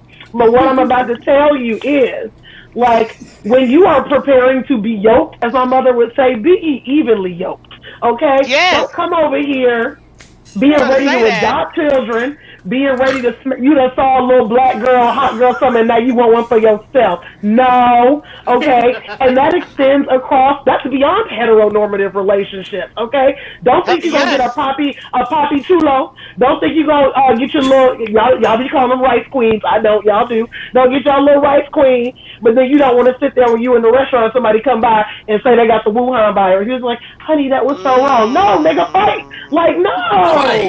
Fight. Like, hey, I agree with that. Like, I feel like do the due diligence. Do the due diligence, because listen, I'm gonna tell you what. If I was ever out in public with somebody who wasn't, like, I've never been called the N-word in public. I've been called the F-word in public, right? But if I was out in public, it's okay though, because I was walking to Taco Bell, and very shortly after I got called that, I had a chalupa, so I was cool. Anyway, at the end of the day, I feel like at nighttime. Girl, when I tell you, it was 2:00 in the afternoon. These niggas were bold, bro. I was walking to Taco Bell, and imagine it was in Columbus. I was walking to Taco Bell, and I had on some gray, y'all. It was skater fad was in. I had on these gray skinny jeans, and I had this hoodie on. And all the characters were doing crazy shit, like shooting up and stuff like that. But from a distance, all you saw was like bright yellow, bright orange, bright blue. You know how I used to dress in college. He leaned out the window, F-word, and threw a beer can. And that junk landed right in front of my feet. And I was just like, and I looked around, and it was a few people. It was a few people at the Waffle House right there, and they was like, and I just said, well, it missed. So I kept walking. Like, it was one of those things that, like, in the moment, it didn't hit me, but it stayed with me forever. It didn't hit me in the moment, but it's a moment I'll never forget. Because I wasn't doing nothing. But, Alex? Okay, so I've been waiting to talk on this for a while. Okay, so one of my... You should have said something. You will talk. You gotta get in. No, right. I'm listening to everybody else. No, but like, I'm giving everybody the chance to, give their input. Okay, so this was actually one of my topics, right? Was the foster care system and adoption agency. I actually had a guest on, and she talked about her experience now. Long story short, she was adopted from her country of origin when she was 6 years old. She was from Russia originally, and she was adopted by an American family. Now, one of the things she described in here, when it comes down to adopting a child from like a different country, and why that's such a challenge, is because there's a loss of identity for that child. It doesn't matter if they're from a predominantly Caucasian country, or from like an Asian country or black country, what have you. Okay, there's a loss of identity right there, and if you don't try to bring that child to understand who they aren't. It's going to be like, not knowing who you are. It's like that loss of self that you never actually truly get. And she says that she's gone back to Russia, and people are like, and Americans are like, well, why are you going back to Russia? That family abandoned you. Well, it's because she's trying to find her heritage right there. And it's kind of screwed up because, when she explained this to me, I'd never ever thought about it like that before. And because she actually works with advocacy groups where there are people that were also adopted from their countries of origin. And there was actually a woman that was adopted. I can't remember which country it was she had said, but she was actually brought here against her will, and they were actually talking about deporting her, actually. I was like, holy crap. But my entire point is like, here's the really screwed up part about, like, when you're a child that gets, and this is just what she told me, okay? I haven't experienced this because, I'm born and bred, 100%, all the way, right? But this is what she told me.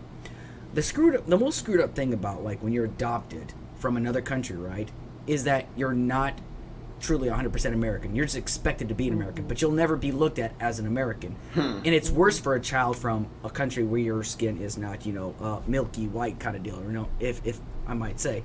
It's much harder, because then if you go to try to visit that country of origin, they're going to look at you differently because you haven't lived that experience.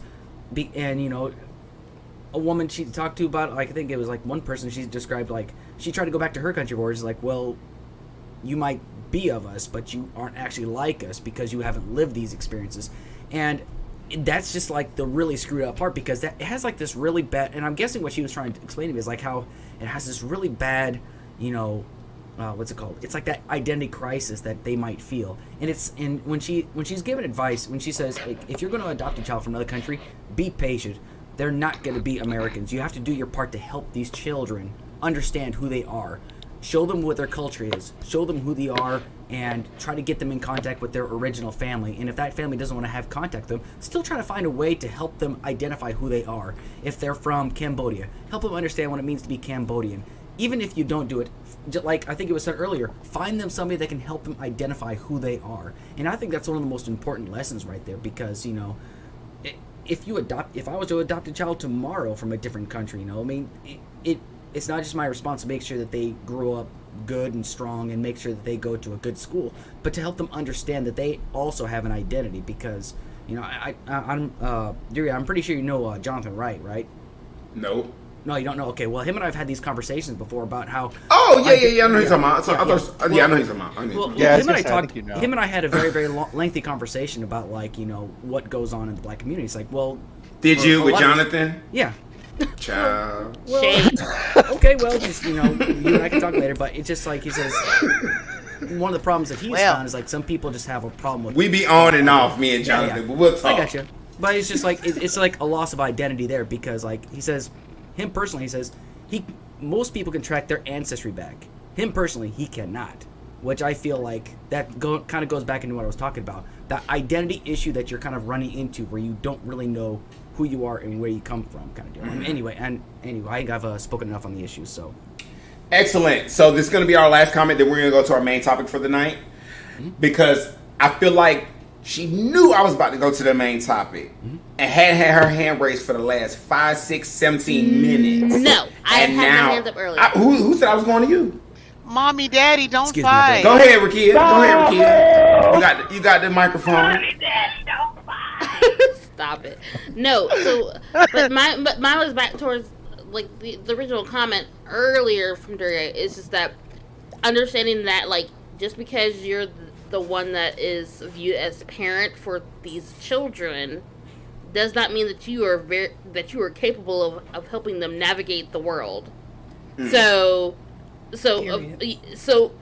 your example was like being a black man and possibly having an Asian child, adopting an Asian child. You might be able to kind of help them navigate because you are a person of color and they are a person of color, but you're not able to. Right. I'm sorry, but that's true across the board of people who biologically. I just use that as an example because people want to always say, just to point out, it's not just when white people adopt other race children. It's in general, like when you don't share an experience. Like even as a man, if you have daughters, you need to find a woman to talk to them to help them understand what it means to be a woman. Because you could do your best to tell them what you navigate the world as a woman. As a woman, because as much as you can tell her what you think a woman should be, you don't have the experience of a woman, therefore you can't tell her how she's going to experience the world.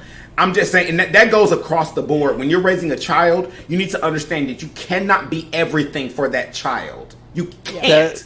And doing that and thinking that, I said that I have 4 brothers, and when my wife was pregnant with my daughter and I found out that it was a girl, like that was the moment of like sheer panic like I've never experienced in my life, where I'm like, I have no idea what I'm doing or what I'm getting into here. So what you just said there about that, just like that spoke truth to me. But also though, like with you, there's that you're having to help them like navigate the world, but also you have a certain segment of people that do adopt, and particularly they adopt children from other countries or children of other races, and they do have that savior complex of like, well, they're being raised by me, but therefore they should be fine, and they'll have the best things in life, and they won't have to deal with these struggles that people similar to them will have to deal with. And they find out, unfortunately, abruptly, that that's not the case. So we got to get over that I'm gonna say it, white savior attitude. Mm-hmm. And then as someone who is, I mean, I'm technically still married, but in a relationship, whatever. That's how we're talking out tonight, everybody. No. but it's important. Like when you're talking about being in an interracial relationship and you're having children, biracial children, and how they navigate the world, because you're gonna have to deal with colorism. You're going to have to deal with the fact that these children, like most of my husband, who is white, most of his family lives where we live. So all my family aren't near us. So most of my kids' family that they know for sure and they're comfortable with, they're white. But they're the ones that are like at least 5 shades darker than them. Now, like I said, they're white, but like they're my color. But still, like that's still darker than the rest of them. So they're already different. And having to navigate that, and then understanding that like the way that they will navigate the world, even as biracial children, is different than their white cousins are going to have to navigate the world. So like there's so much to consider when you're going through these steps. It's not about you can't be like, oh well, it's okay, we'll be all right, we got this. No, you're going to have to consider that there are things that you are not going to be able to control, and you cannot protect them from. And you're gonna need the right village to help raise them and to show them and educate them. So like that's the thing. You got to be honest. But can I be honest? Damn it, no! Not right now. Maybe after the commercial break. Last thing. I'm gonna say one thing. You can't never get a whole bunch of black women in the same place. I could already said it. This ain't even my show no more. I make this mistake. It's always y'all for. And in my last controversial statement, that type of village building, I would say, is a propensity for colored people. It is only white entitlement that lets you say, I'm gonna grab this kid. And it's cool. I can be everything. I don't have to have resources. I don't have to build a win. The audacity, and that's all I'm going to say. The reason y'all was pouring toilet paper is because y'all don't have no community. Don't bring my black children into it. That's all I said. That's why y'all still toilet paper. I feel like commercial opened up a big ass can. I feel like I need to play the disclaimer again. The thoughts and opinions expressed here are those of the speaker and not that of Nelly Media. Okay? So that's why y'all hold the toilet paper, because y'all don't have paper. That, so we're going to go to a small ad break, about a minute and a half, and then we'll be right back to talk about our main topic for the night, which is felons being able to restore their rights. We'll be right back after a small commercial break. Hello, I am Glorp. Yes. I am Glorp. I have a riddle for you. Do you want to hear it? I'm going to tell you the riddle now. On Tuesday at 8 p.m. D&D is Tuesday at 8 p.m. Pacific. On Twitch, at the Art Hard Studios channel. I am Glorp. Glorp has said all. I am Glorp.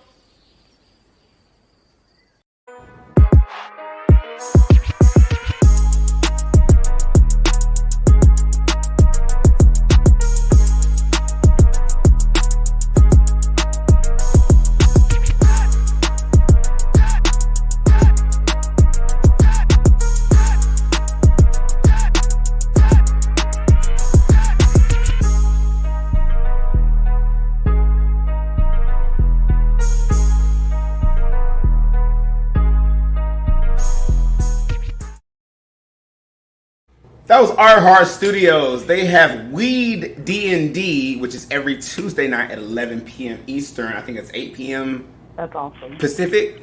They do D&D live literally in the entire time they are smoking weed. I love literally the entire time. And it is hilarious. It is fun. It's great. To watch that. That's amazing. It's so dope. It's so dope. It's they're chill as hell, but they're all actors, so it's very entertaining. And the other commercial was for PrettyInPinkBundles.com. Go to Pretty in Pink Bundles. That's North Atlanta High School representing. She gonna hook you up with the Brazilians, the Indians, the 30 inches, the bundles, the hair oils, everything you need, because great hair is the best revenge. Sure. All right. And as T.S. Madison said, if you not rocking 30 inches, you ain't doing shit. And you can get them 30 inches from PrettyInPinkBundles.com. They're also having a pop-up shop this, I want to say May, I'm not sure of the dates, but they're having a pop-up shop and looking for vendors. If you're in Atlanta and you want to be part of that pop-up shop and you're in the beauty realm, you need to hit them up, PrettyInPinkBundles.com. Look that up. All right. So we're going to do things a little different tonight. A person who inspires me, I've seen a lot of their videos and I like the way that they structure their conversations. So I'm going to try a little things different. I'm going to ask y'all some questions, okay? Now, I know here at Talk It Out, there's one word that we're not really used to, and we definitely don't adhere to this word. We don't use it in our speech, but we're going to try to do that tonight. The word is concise. How dare you? Oh, you tried it. How dare you? Okay. I Yeah. am Bad. That's the word. So I've structured the first two questions, hoping that if we start concise, we'll end concise. So let's start. Okay, we're gonna go around the circle. First question: in 3 words, literally 3 words. I hate this. Describe what you think of when you hear the word felon. Starting with Ricky, we're gonna go in a circle. Just 3 words. Ricky. I don't like you. Okay, I don't like that's already failed the assignment. Look, I hate We can't do shit at Nelly Media. We ghetto as in this bit. So let's try again, Rakim. In 3 words. Chaotic and professional. Sorry. Chaotic and that's okay. Great. No. That's No, how you no, think no. of No, okay. no, Well, then no, answer the question. I'm sorry. Okay. Felon, they are either 3 words. Troubled. Okay. Restricted. Okay, restricted. And back burner. Back burner. It's Like- interesting. It's no, just we'll leave it. Okay. Kimberly. Oh, I was next. Time. Time.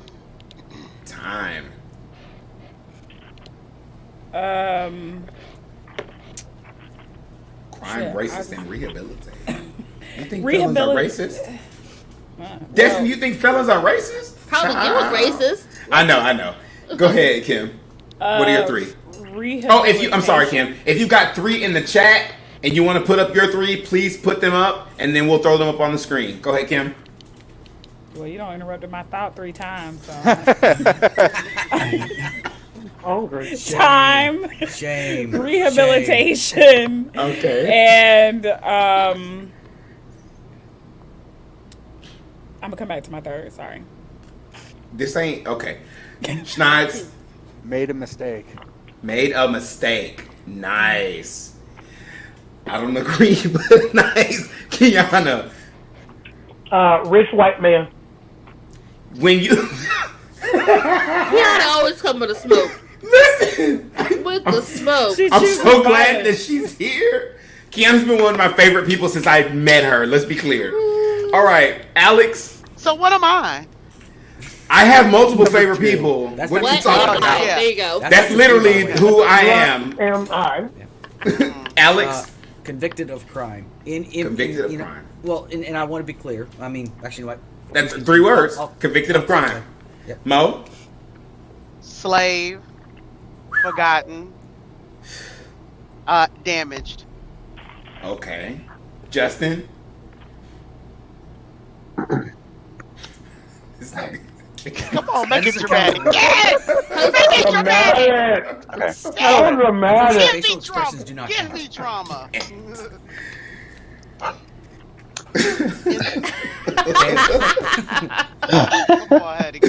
The sad part is I don't even know. I'm just still trying to gather my thoughts. Right, he stalling like shit. I got my third one. Okay, Kim got her third one, so you got a few more seconds. Kim? Okay, so it's time, rehabilitation, and disenfranchisement.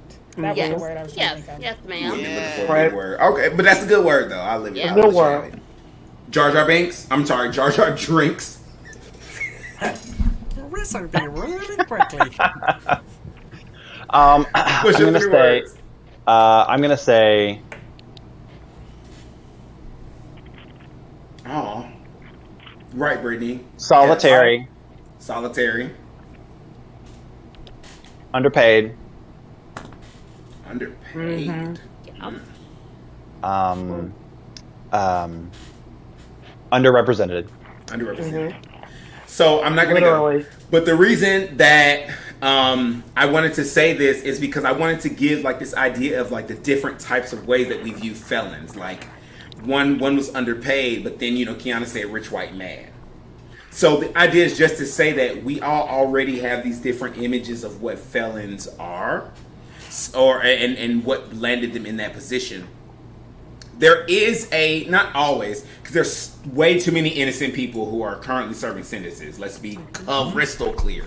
Yep. However, for the people who actually did commit their crimes, the idea of them making a mistake, the reason I said I disagree is because some people, it is a mistake. Some people, it's not a mistake. They did what they did. They knew what they were doing. They did it because they did it.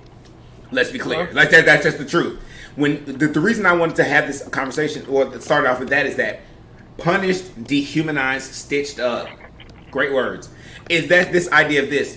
We like to use, or generally the term felon is used as a blanket to describe a group of people in one way. And just by proof of us going through this, you can't describe felons in one way. Yep. Some of them have made mistakes. Some of them have not made mistakes. Some of them are rich. Some of them are poor. Some of them are disenfranchised. Some of them are privileged. So the next question I want to ask the group: marginalized, disenfranchised, dehumanized. Y'all can be using Kim's word, but I'll let you live. In 3 sentences or less, what is, now I said sentences because you can elaborate a little bit, but like concise, right? Concise. Yeah. We're going to go reverse order now, so Justin going first. Lots of commas. Thank you. Yep. What is your stance on felons having their rights restored? Do you think the process is too hard, too easy, or somewhere in between? Okay, so 3 sentences on this. Or less. Just be concise, child. I will try. Okay. Commas abound. I'm sorry. Okay.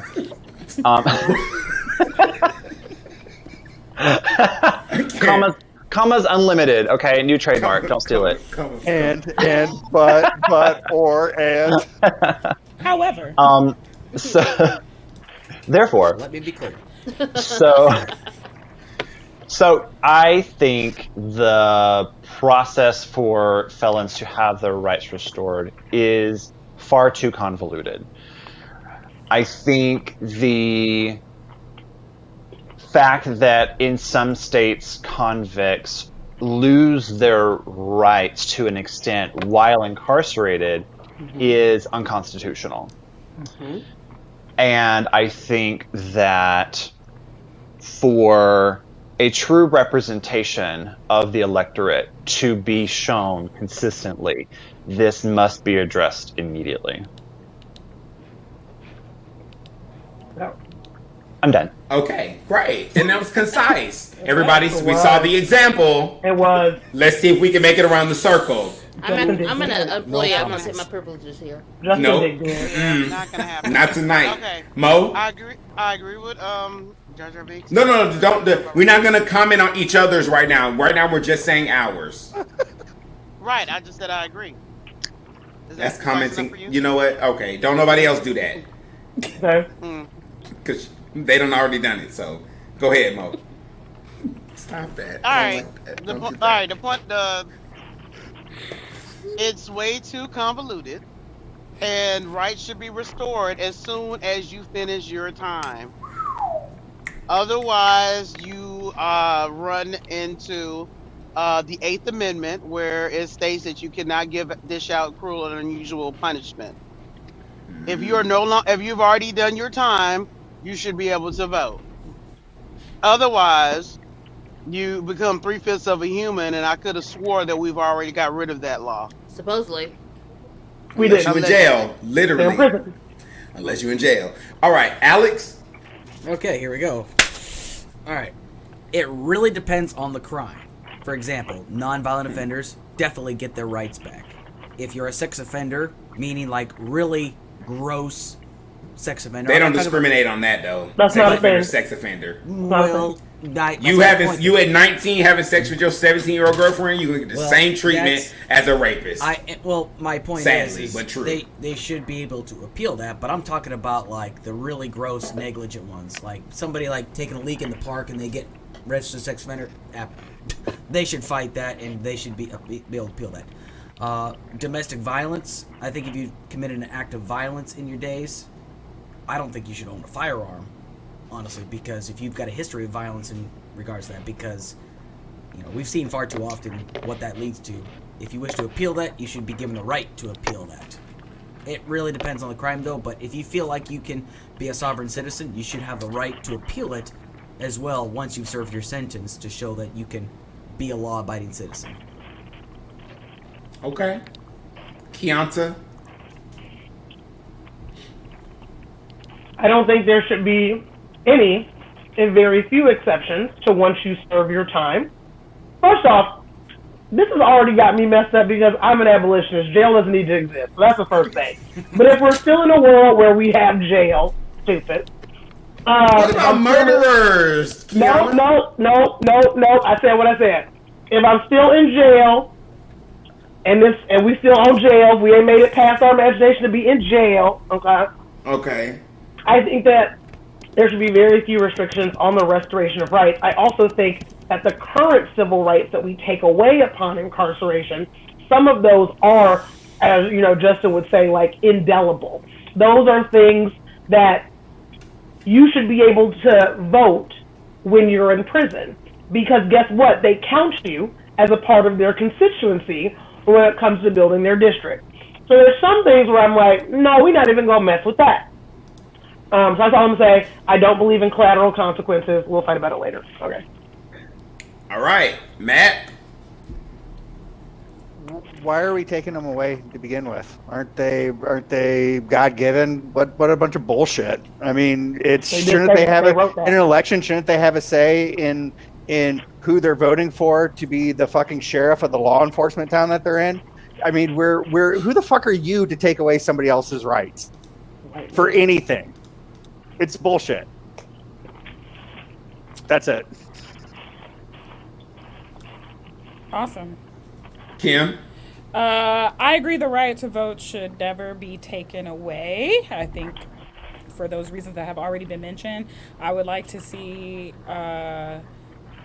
rights restored after time has been served on some of the other ones, like right to bear arms and such, and run for office and things like that. Mm-hmm. And I would love to see it not on a state-by-state basis. I would love to see it on a national scale. Like there is just one standard, like one rule for the land. Because as a Southern-born girl, and looking at the voting, I'm thinking about voting in itself. The things that are happening in Georgia currently and across the South are the same type of convoluted ways that complicate restoring rights. So. I really want to address this comment. Not yet, child. Not yet. I got you. I seen it. You have to bring that comment. I seen it. I done seen the thing. I done seen the thing. I done seen the thing where the thing is, so I'm going to come back to the thing. I got you, Matt. Ricky? You're muted. He's muted. Oh, I'm sorry. I didn't realize you were muted. Because I do all the tickety typing and whatever. Clickety clacking. The clickety clacking. Clickety clacking. Whatever. But anyways, if the purpose of prison is to rehabilitate, it's not. We still in jail, honey. We not in the imagination world anyway. No. So don't worry about it, Mo. We're not in the imagination world anyway. It's punitive. Roll with it. If the purpose is to rehabilitate, if that's what they're selling, that's the reason that it's there. If that's what they're selling, if they're selling, listen.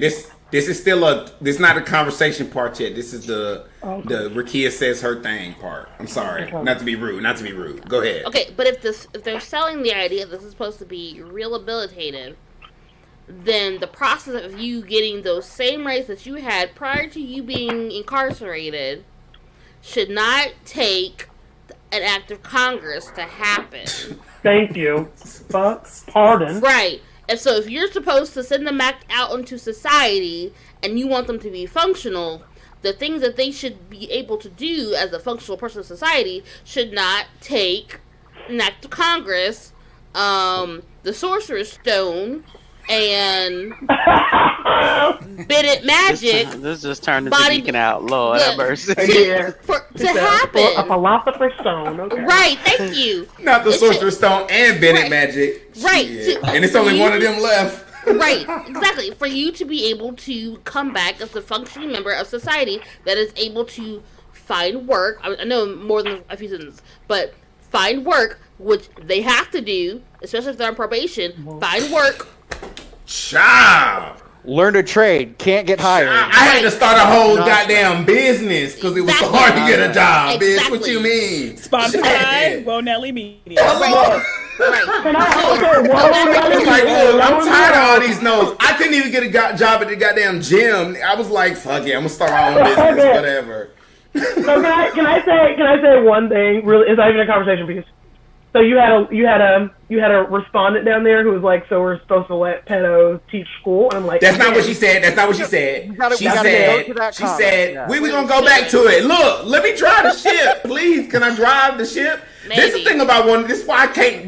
My friends, I love y'all so much, but y'all just snatch it and run, and I'm just over here like, hey. That hey, even do that to the wheel, dude. I'll be Mo honest. and Keanu are on here that Y'all want to? That's true. It's worse when it's y'all, but it's literally every time. I didn't even do nothing this episode. You really did it. Mo, you did it. Okay, let me reel it back in. Okay, so were you done, Rakia? I'm not sure if you were. No. So like I said, like the fact. No shade. I just didn't want to. I didn't want to step over what she was saying. Whatever. Cool. So like the fact that it's harder for you to get a job. It's harder for you to. Like, you have to put that when you're applying for schooling, whether or not you've been incarcerated. Mm-hmm. You have to do that when you're trying to find a place to live. Mm-hmm. You have to do that when you're trying to probably, like, buy a house. All that. That affects everything you do once you are outside the system. And you're never really outside the system. Thank you. That's the other thing. You're brick and mortar, sure, but you're never really outside the system. And the fact that goes with you for so long, and it makes it difficult for you to even do what you're supposed to be doing outside the brick and mortar system is an issue. Nah, I'm done. Sorry. Now we talking about rights. Just a little tidbit. My uncle, who has had a history of messing up, right? But he's finally out. He was finally on his business and everything of that. And then he got pulled over for running a red light and went to jail for 1.5 years. Nonsense.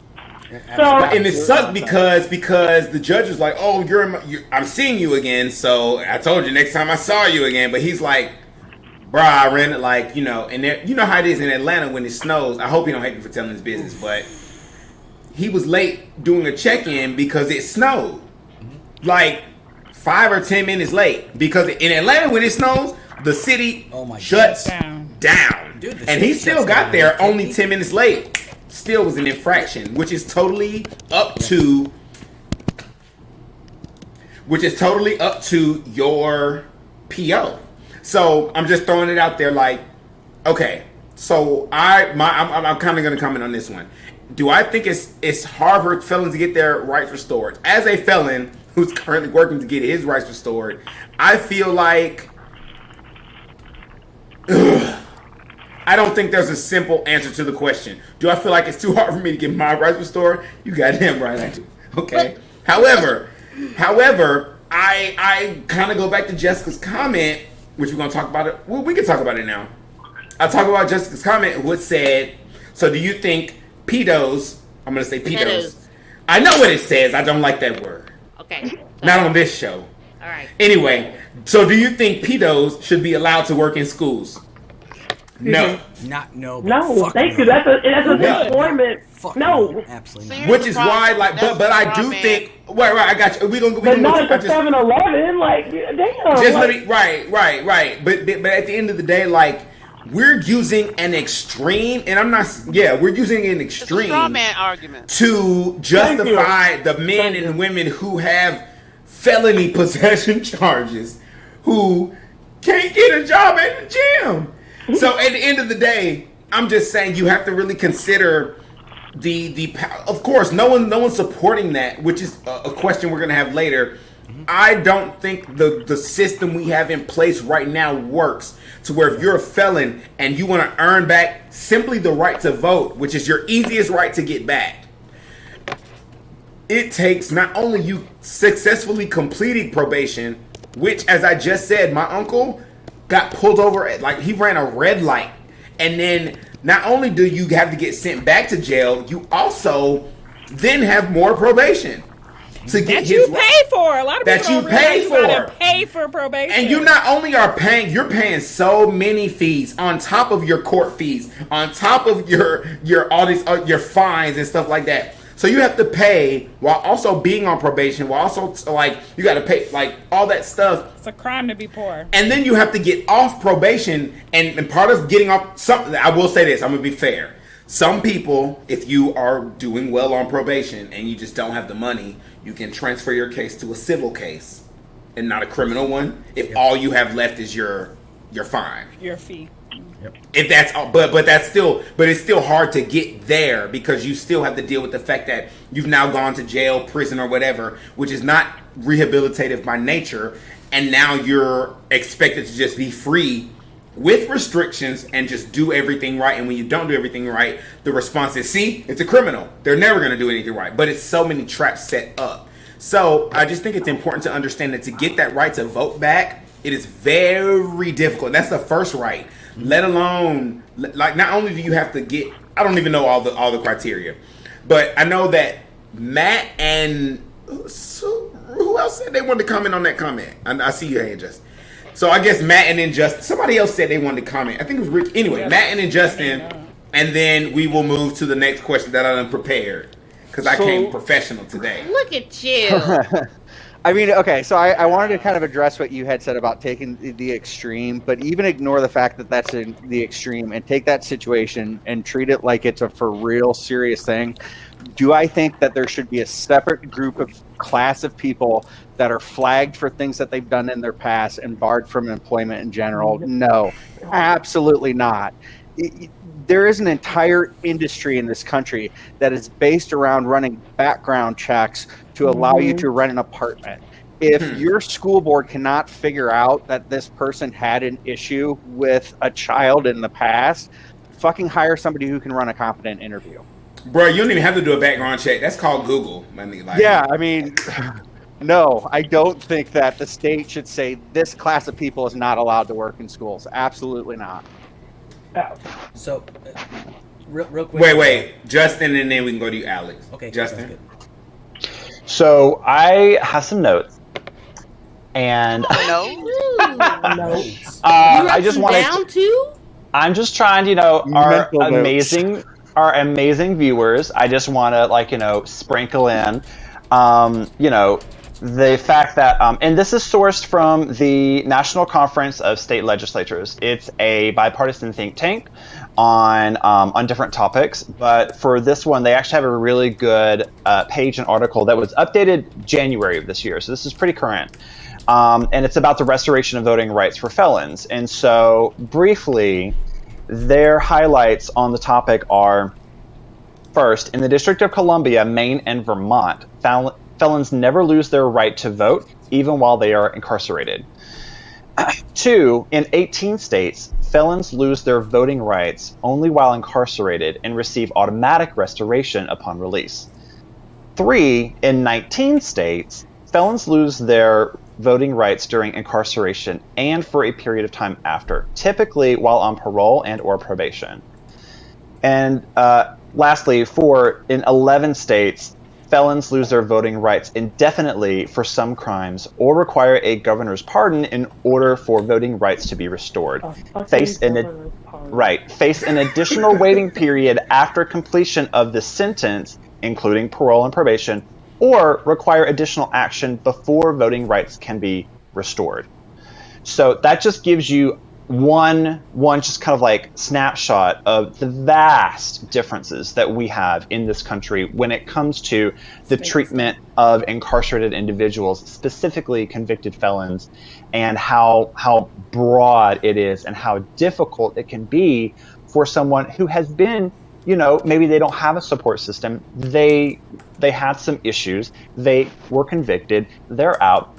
They have no support system. They have no family. They only have the state, and they're severely limited by the state itself in the types of assistance that they can even receive. So it just goes to show how very complex this is when we lean on state legislatures and put states' rights first when it comes to those types of things.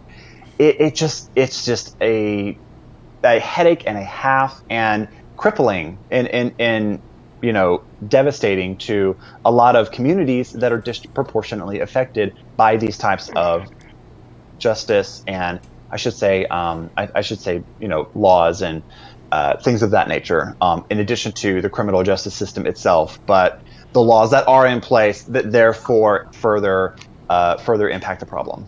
So can I say something just because I think it's going to be important for how we talk, or at least I hope it's important for how we talk. Wait. I'm sorry, Karen, but Alex was supposed to go next, and then can you remember what you about to say?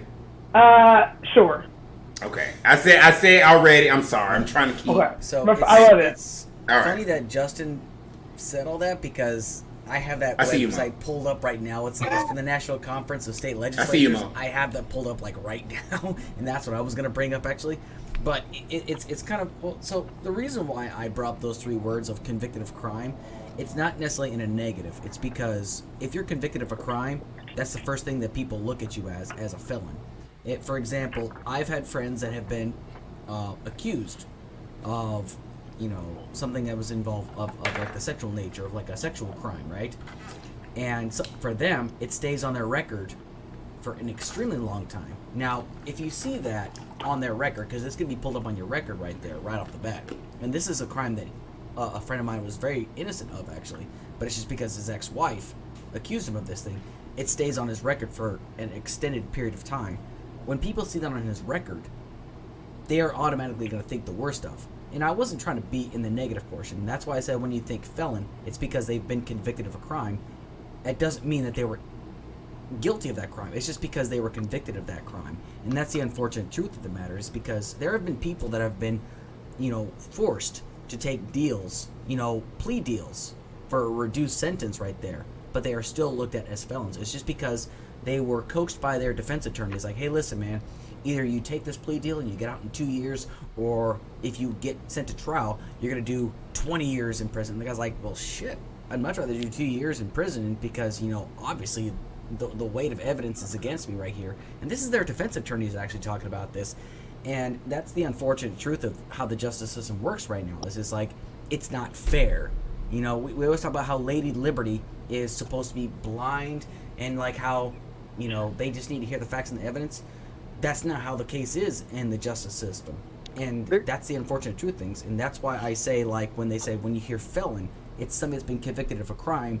That doesn't necessarily mean they're guilty. It just means that they had to take a plea deal. They were convicted. Yeah, they were convicted. That's the unfortunate truth of our system right now. So, go ahead, Kiana. Yeah. So I think you queued me up a little bit, Alex, which I'm sorry about. One of the things that that'd be funny. So I think we need to be really careful about how we talk about people in the context of good, bad, morality, innocent, guilty, or whatever. We got to think imaginatively. We got to be in a radical world. And I liken this akin to, I'm a fat person.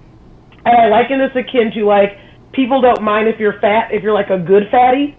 If you're a fat person who is constantly running around in athleisure and going to the gym, or eating a salad and basically showing that you are working toward the moral high ground of being a thin person, right?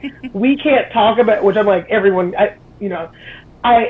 we can't talk about people who have been convicted of a felony, and like we should have this because we don't know if they're guilty or not. I don't care if it's guilty. I don't care if it's R. Kelly. They caught you on tape with the social security number matching the ID number in the camera with the date and time set in the GPS location from the. It doesn't matter whether or not you did it or not, right? We're talking about some things are inalienable. Some things, no matter what you do or don't do, you still have and have a part of it. So we got to be. I want us to be, if possible, really careful about saying, oh, I because there's the potential of a good felon, right? And we're already not using people first language, so forgive me for this. It's mostly for, a person who has a felony. Like, we're good felons. So in the event that we have, like, a good one, well, they don't get to bear the consequences. That's not how this works. It is everyone, whether they have transgressed or not. So if we're talking about this, we're talking about this, not the good felons. Not the good fatties. Okay. Okay. Mo and then Matt. And then we're going to go back to my questions that I didn't prepare because I took a lot of time. Yeah, you did. I know. I'm sorry. He took a whole 5 minutes, y'all. Don't listen to him. A whole 5 minutes? That is. That's a long time. That's 60 minutes times, that's 60 seconds times 5. Oh, my Lord. Shit. Anyway, 300 seconds. That was a long it was time. It was supposed to take longer than that? I got the wrong one. Well, I did no prep work whatsoever, if that makes you feel better. Right, like, look. Okay, all right. I just kind of rolled in. Mo, go ahead. Okay, so going back to, my biggest issue is that it's all a big money grab. Cash bail. It's all a big money. It's all a big money grab. So, since it's all a big money grab, the actual society should take that stigma off of it because let's face it, it's a money grab. And number two, certain rights shouldn't be taken away from the jump. Your right to vote, what does that have to do with your crime? Nothing. And furthermore, I keep saying this amendment, but it really starts to tap into that 8th Amendment of cruel and unusual punishment. Because what does voting have to do with what you did? Regardless of what you did. I don't care if you skinned a cat. I mean, at this point, that has nothing to do with you losing your right to vote. And for the other folks that are like, well, what about the pedophiles? Honey, that's a straw man's argument. And furthermore, they got to find somewhere to live too, even after they got out of prison. House the pedophiles. Get them housing. And get them help and get them housing, because right now there's laws in place where basically they're not allowed to live in a certain amount of footage from a child. But I'm team F these kids, and there's children everywhere. I feel like Angelica Houston from The Witches, like children. They're everywhere. So what are they supposed to do, huh? I hate you. I hate you too. The voting thing, though, it's not like Dahmer was going to vote in somebody that was going to legalize cannibalism. I mean, it's absurd. Why are we taking away the rights to vote? I mean, makes no sense. But like, this is kind of like highlighted my issue that I didn't necessarily put my finger on before with this whole conversation is it's all this Lutzian shadow word, scary nonsense. Ooh, you're a felon, you're a scary person, and we're talking about pedophiles at school and murderers and stuff. But there's 7,000 people who wrote a bad check when they were 22 who fall under that category for every one of those people that we're talking about. So I mean, it's all nonsense. I mean, it's all. Again, I want us to be aware of this dichotomy that we're making between we justify doing something good for people because the event that they could be innocent. That's why, yes, we're talking about the worst of people, but I want to be very clear. We have to be willing, even the worst of us. There are some things that are not right to ever take away from a human. So, give Ted Bundy his rights. I'm gonna push us to continue to not put this conversation in good people who got caught up versus bad people who really meant it. It's everyone. Okay, let's take even the worst. What's the worst that's going to happen from Charles Manson having the right? No, to vote? Why are we taking away? Why are we taking away their rights? But I mean, it's just Yeah, you're right. I agree with you, and I hear what you're saying, and I kind of have two conflicting thoughts on it that both argue that it's nonsense from two different directions. Mm-hmm. That leads actually to my next question, because let's be clear. Being a felon means you were convicted of a crime. Doesn't mean you committed one. There's a lot of motherfuckers who are committed of crimes and they are voting like shit. But it's okay if you did. I mean, Nelly Media is the opinions expressed here are those of the expressor and not of Nelly. Okay, so let's discuss this from the opposition standpoint. What are some of the reasons that people, and I want you to think of someone who disagrees with how you have, like where your standpoint is. Literally, you're coming from the opposite perspective. Did she turn off my camera? I just cried. I just turned off my camera. Look, I need you to take. Look, Kiana, you being real Atlanta right now. I need you to be Michigan or Dallas or Austin or wherever you at in the world. Don't be Atlanta. Quit that. Okay. No, don't be 404. At least be 6, 7, 8, child. Like, come on. No. At least be 707, child. Like, let's get it together. Okay, so let's discuss it from the opposition standpoint. What are some of the reasons people may oppose reducing roadblocks to restoring rights? In other words, why do some people feel like it is necessary to keep rights restorations a difficult process? Let's start with Kim, because she so gracefully put her hand up and she did not turn off her camera. Justin didn't turn off his. He put his hand up. Oh, he did? I'm sorry. No, it's all good. I was just going to say, one, Justin, go next. I really hear Kiana with saying this language. Because I agree with Kiana. Okay. Exactly. Shit, no, I'm just gonna say I agree with that. Like being careful of being like this is a good convicted felon versus this is a bad convicted felon. Right. And I do think we need to stay away from that. One thing I have a challenge with this conversation is grouping the rights together, because I do think there are some unalienable rights. That is such a hard word for me to say. Versus some that are kind of privileges. But I also, so like the first thing that comes to mind for me are like people that commit violent crimes and then having access to guns. Mm-hmm. I am not a huge gun rights person in general. Like I just like take all them guns. Which is funny because I actually want a gun. You know what I mean? I like want one, but it's only because everybody else got one. I feel like I believe in black gun ownership. I don't believe in white gun ownership, and that's why my platform is skewed. I only believe in black mine is skewed too, but generally, I feel like Kiana is using Nelly Media to start a revolution, child. What do you mean? We have to. We incarnate. Give us a show. Give us a show. But yeah, I struggle with that because, or giving some people the right to bear arms after committing violent crimes with said arms. So, like, I struggle with that, and I don't think that right should be tied into if they should have a struggle getting voting rights back. When it comes to running for office, for example, like, that right, I feel like people should. I mean, if people gonna vote for you, they gonna vote for you. You know, we already voted for a felon. I mean, we vote for people that commit crimes constantly. Like a lot of politicians. We voted for a war criminal. Yeah. So, that's Obama. So for me, the challenge is really just to talk about separating the rights. Like what exactly are we saying? And I think that's where a lot of people who might challenge come in and challenge, because we're kind of an all or nothing society, and we'd be like, oh, well, if we do this, then it opens the door for all of this, you know, as opposed to just actually having a real conversation and dissecting what rights we feel are unalienable and which ones we feel are kind of privileges. Okay, Justin.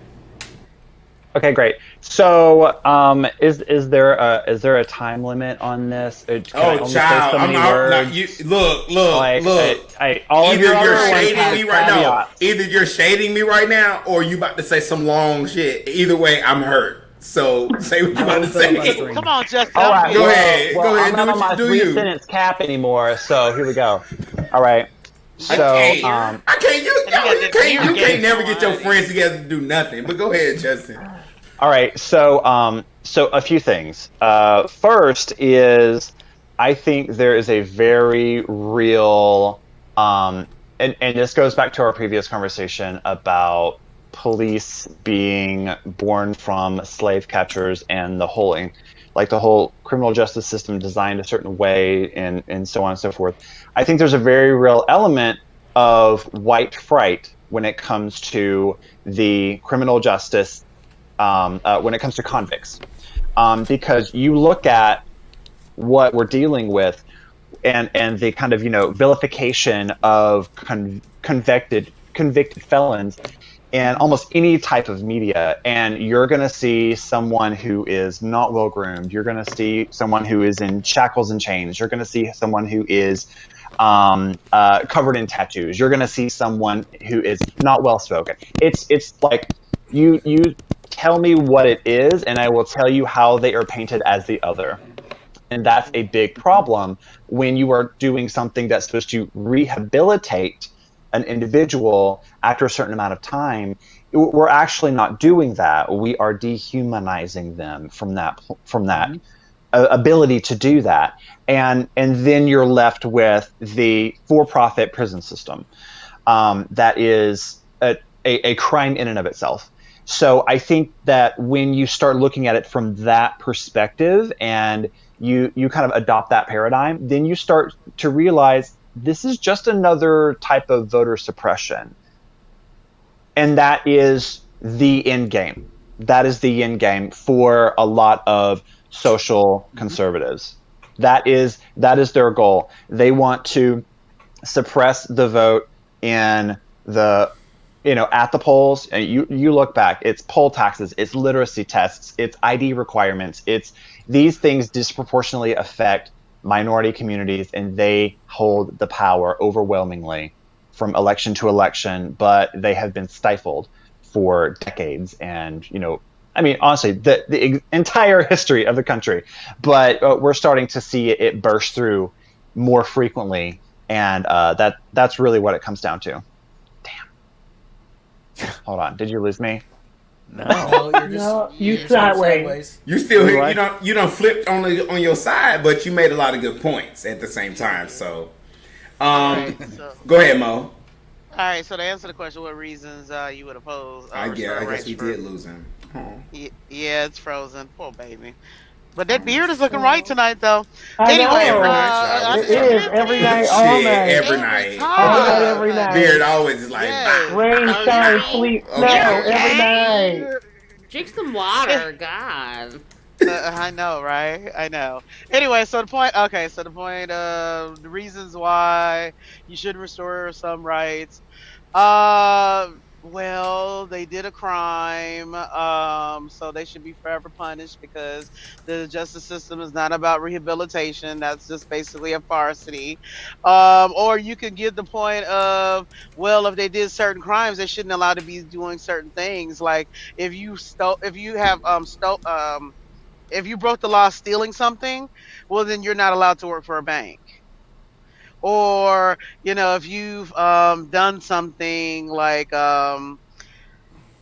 assaulted someone, you should never own a gun again because you did that one bad thing back in 1976. You're still going to be that same person. So you should never get a gun or any type of form of protection because, you're a bad person because you hit somebody. Is that... I want to say something. I want to say something. I want to speak. I feel like this. You've been speaking all night. And I will.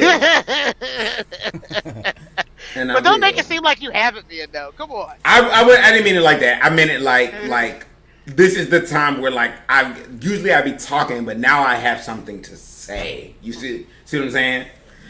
I think it is really important to understand this.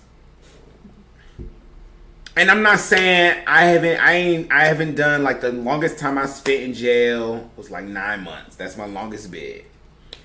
Now, in total, it's more than that. But the longest in one stretch is 9 months. So I'm not saying I've been thorough. I'm not saying that. But what I'm saying is this.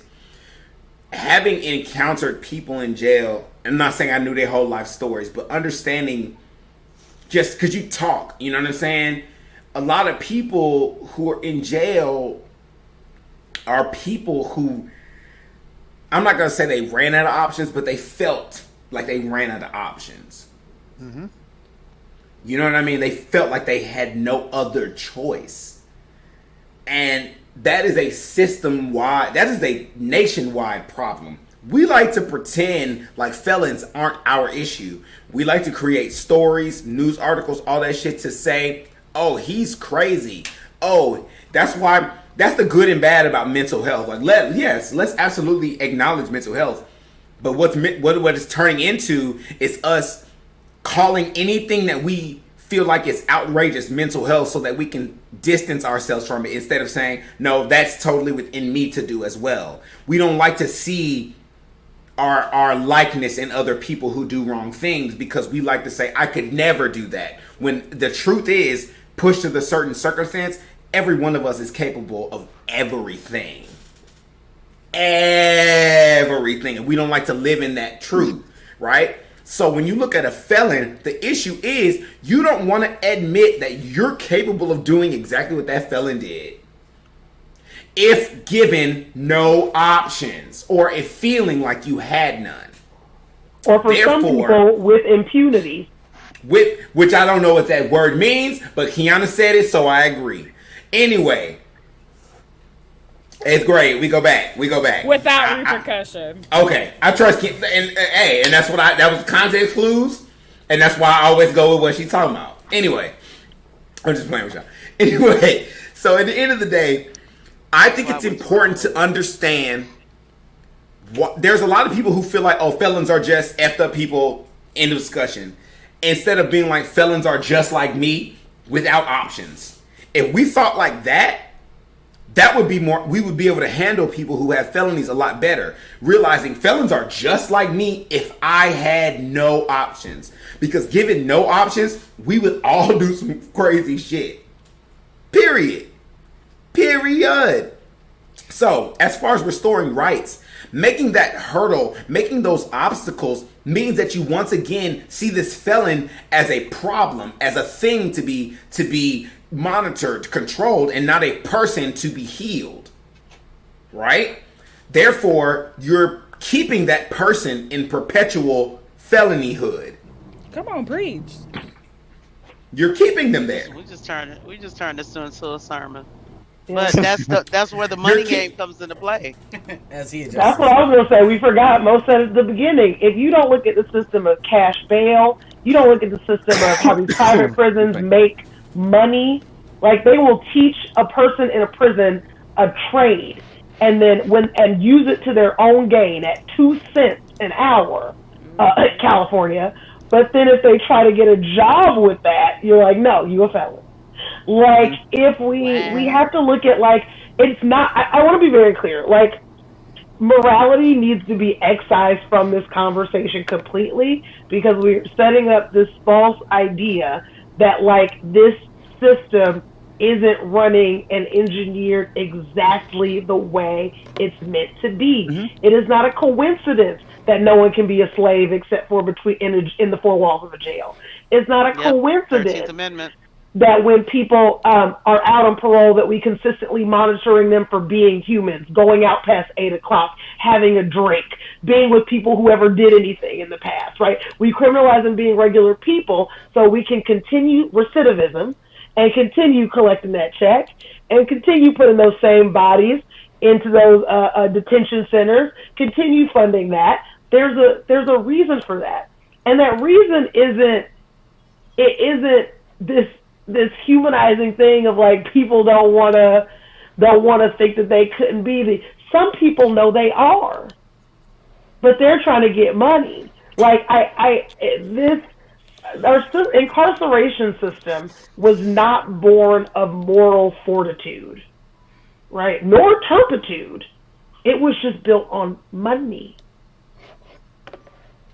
Just money.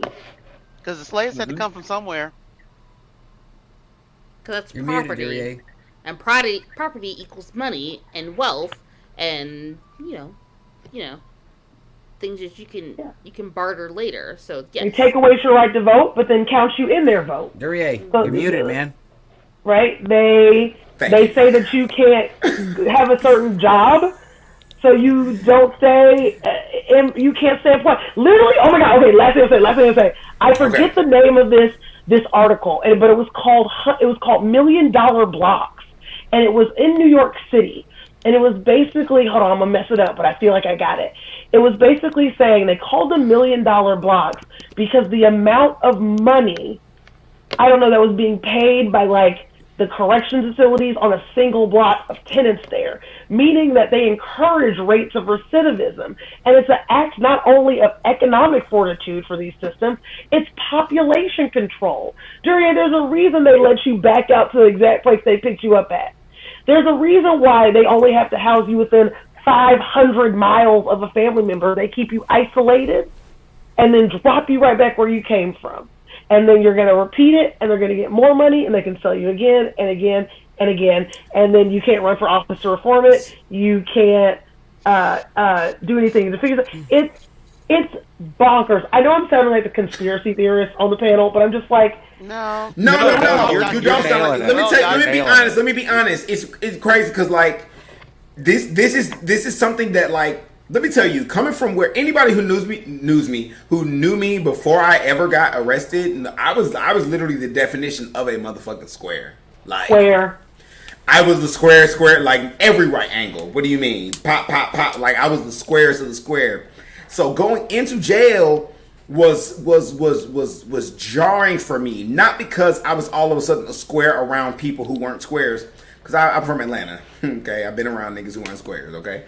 It was that I was expecting a certain type of energy, a certain type of people, criminals, right? Because that's what had been taught to me, that I was gonna. What I met was people who had been convicted of crimes. Mm-hmm. Had some of them committed said crimes? Sure.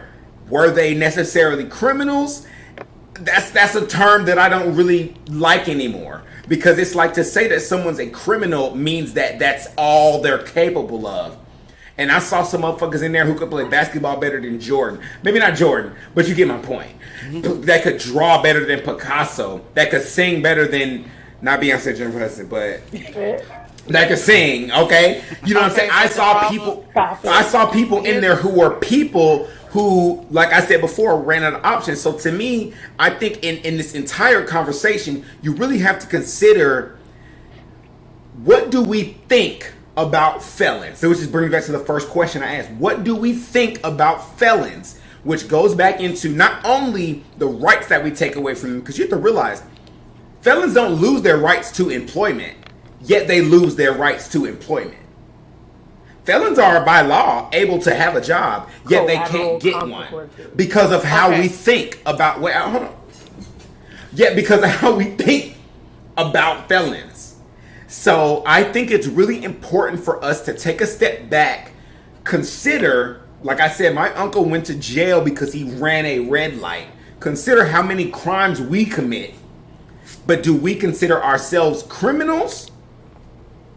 How many things that we could be sent to jail for? How many little infractions that could lead us to be considered a criminal that we do that we wouldn't want to be judged for the rest of our lives? And I think if we allowed ourselves to have some semblance of empathy, we would understand that the system as it is needs to be altered, because this is the difference. What we've been talking about tonight, and I'm going to let you go, Mo, I know. This is the idea. When you're convicted of a felony, which is like a long list of things, those rights are taken. It doesn't consider which felony you're convicted of, which I think should be the something we think about going forward. Like Jessica said before, Jessica being someone in the comments, if you're convicted of a sex crime of some sort, especially if it involves children, you don't need to be near schools. However, if you're convicted of like embezzling some money, you can't have a gun. What does that even mean? Like, what are we talking about? So I think we need to readjust it, just saying felonies get all of these rights taken instead of saying you did this, because they're very specific. if you commit this crime, you're subject to this fine, and like they're very specific, except for about which rights you lose. Right. So I think it is really important to say, if you want to adjust it to where certain crimes mean you lose certain rights, okay. But I just think that should be the alteration. And I'm done. Mo. I'll go after Mo. And then we'll wrap up. Okay, so what you're talking about, we can't even get empathy for black people being black people. So you're expecting them to have. I told you I live in a utopic future. Thank you. Me too. No jail. Yeah. Me too. Yeah. Well, I think this there's a difference between utopia and radical. But the point I'm trying to make is that anyway, the point I'm trying to make is that we live in a capitalist society, and you're getting in front of money. So by you getting in front of money, they're not trying to hear it. So unless you come up with another reasonable solution in order for them to make money, then you can have the conversation. Then that would be actually of some work to them, because quiet as it's kept, we don't even want to have a universal health care for the regular citizens that haven't done anything. I keep saying this over and over again. Black people are basically the canaries in the mines. So so when something happens to us, it eventually trickles down to the majority population. It's just a matter of time. So right now you have police that are brutalizing us.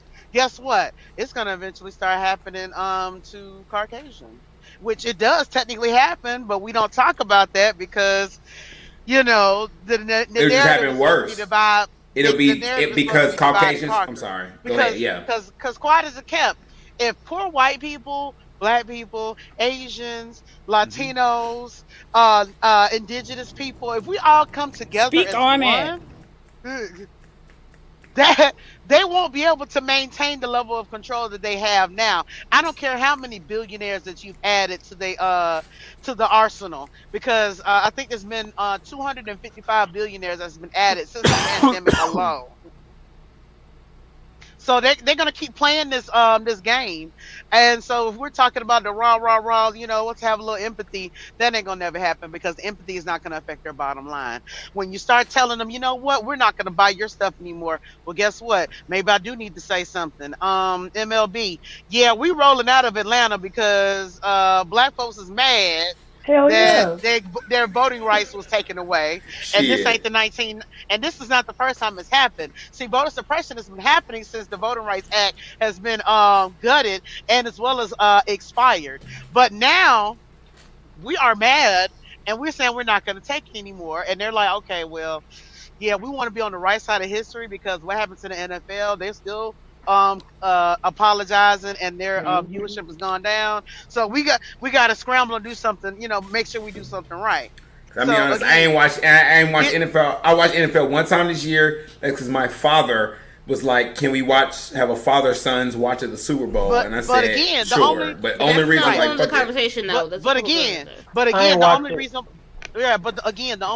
why they didn't back Colin is because they figured out through their marketing department that they were going to lose 20% of revenue.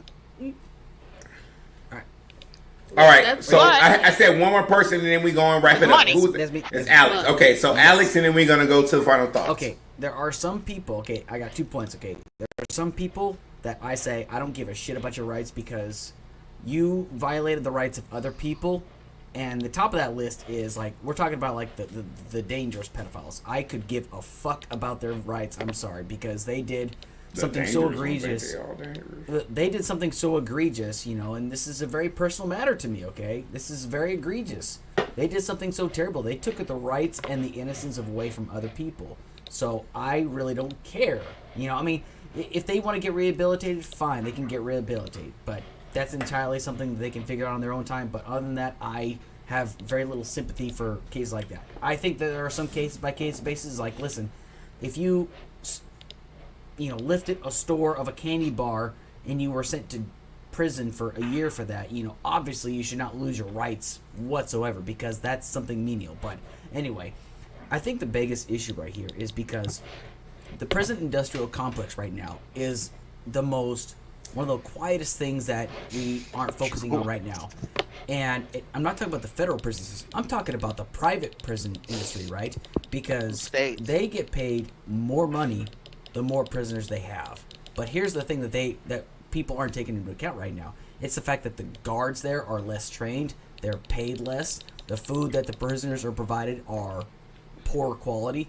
The job opportunities they're given in the private prison system are of less quality, which means that there is no guarantee. There is less rehabilitation opportunities in the private prison industry. This is like the unfortunate truth that people are still not being exposed to this. And the reason why that is because a private prison will actually charge less for a county to have. They will actually charge less taxes. They get paid per prisoner, which means that they will get prisoners sent to them from hundreds of miles out to get sent to their prison. And that's exactly the kind of stuff that we need to be focusing on. Honestly, the prison for profit system needs to go immediately, because prison should not be about, how much money you can make. Now, I am a staunch capitalist. I love capitalism, but I don't want capitalism to be utilized at the expense of others. I want it to be there just for the sake of giving people the opportunity to be successful, not at the expense of others. Now, that is probably one of the most important lessons right there that we can take from this. Get rid of the private prison system. I don't care how individual cases are like, oh, well, I like it. Well, it's not about you. It's about the people that are needing to be rehabilitated, to be brought back out into the system. Now, there is a lot that we could do to fix the prison system, but that is, I could go on for hours about that. That was actually one of my earliest episodes of my podcast, and I could go on for hours. Yo, he be shameless plugging like a motherfucker. I love it. But anyway, you better shameless plug. The Depth of Perception podcast. Do that. Yep. So before we go to final thoughts, I want to say this. I have a slight announcement to make this a little bit off topic. I'm sorry, Ricky. I have to make this announcement, and we're going to go to final thoughts. So I have booked a gig, and I will be very busy for the next 2.5 months.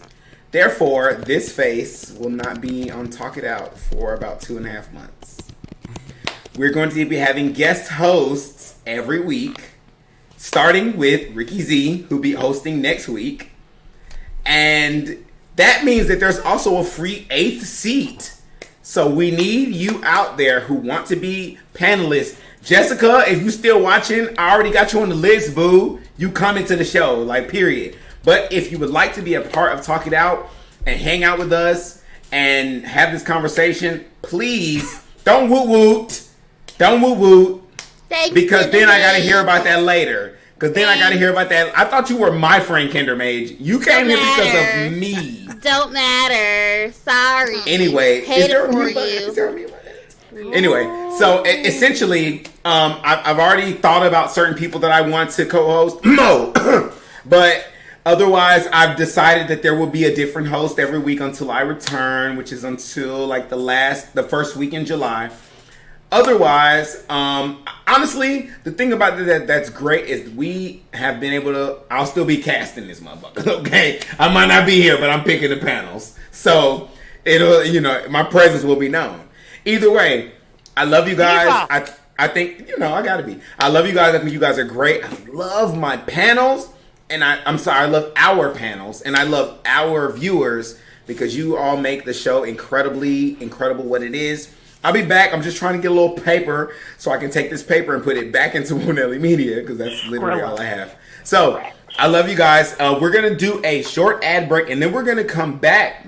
But if you put Mo in charge, will they pay wall? No, just give her some cash. Will the paywall be built? Give her a couple dollars. Listen, Mo can't get no money from me. Until oh my God, you give her a couple dollars. No, they can't get no money because they've been putting up they the only I didn't even put up my Cash App. Let me be clear. Anyway, I love y'all. I'm just being funny. So we're gonna go to a short ad break and then we're gonna come back and then we're going to have our final thoughts for the evening. But let me find an ad. Okay, great. Don't you miss waking up on a Saturday morning, eating a bowl of unhealthy cereal, and watching funny characters in your PJs? Yeah! Lucky for you, there's D&D Episonicals. Watch as a group of misfits set off to face the dragon of Ice Spire's Peak. You'll meet a retired professor that is certainly not petty. So as I leave the room, I piss outside on the wall. A turtle who lives off the power of friendship. Stop licking my friends! A half-demon businessman. You know, if there's a payment involved in that, obviously you don't have farmhands to pay. And an archer with a heart of gold. If it's dangerous, I'll just shoot it. Join us Saturdays at 10 a.m. CST, only at twitch.tv/Master of Realm. And by the way, I'm the DM. Hey everybody, my name's Chris. I'm Duryea. I'm Ricky Z. Justin. And Julian. Have you heard about Anchor.fm? It's the easiest way to make a podcast. First off, it's free. Oh, I love free, especially when we're talking creation tools that allow you to record and edit right from your phone and computer. And Anchor will actually distribute your podcast for you. So as soon as you're finished recording, you can be heard on Spotify, Apple Podcasts, and many other platforms. And you can make money off of your podcast with no minimum listenership. It's basically a one-stop shop for everything you need. So head on over to anchor.fm and download the mobile app now. And make sure you come back and geek out with us.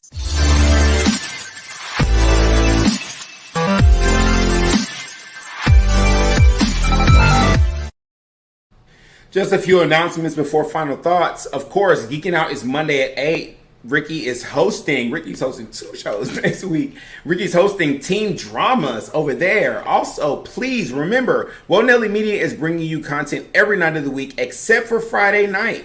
Okay, so that means you have something every night of the week to enjoy. Please make sure you go to twitch.tv/daygamer, spelled DAYGAYMER, and follow our channel so that you're notified whenever we go live. Also, please take this moment. If you're watching us and you love us, go to our YouTube channel, like, subscribe, hit the notification bell, get our activity up so that the algorithm picks up on us and spreads our content to more viewers so we can grow our Talk It Out family.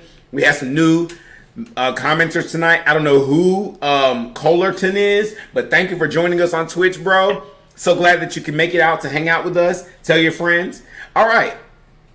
Now, Final Thoughts is the part of the program where we go to each panelist and we're going to talk about what we as an individual, so they as an individual, are leaving the conversation with, what they want you to leave the conversation with, or just any thoughts that they have that they want to divulge. So let's start with Justin.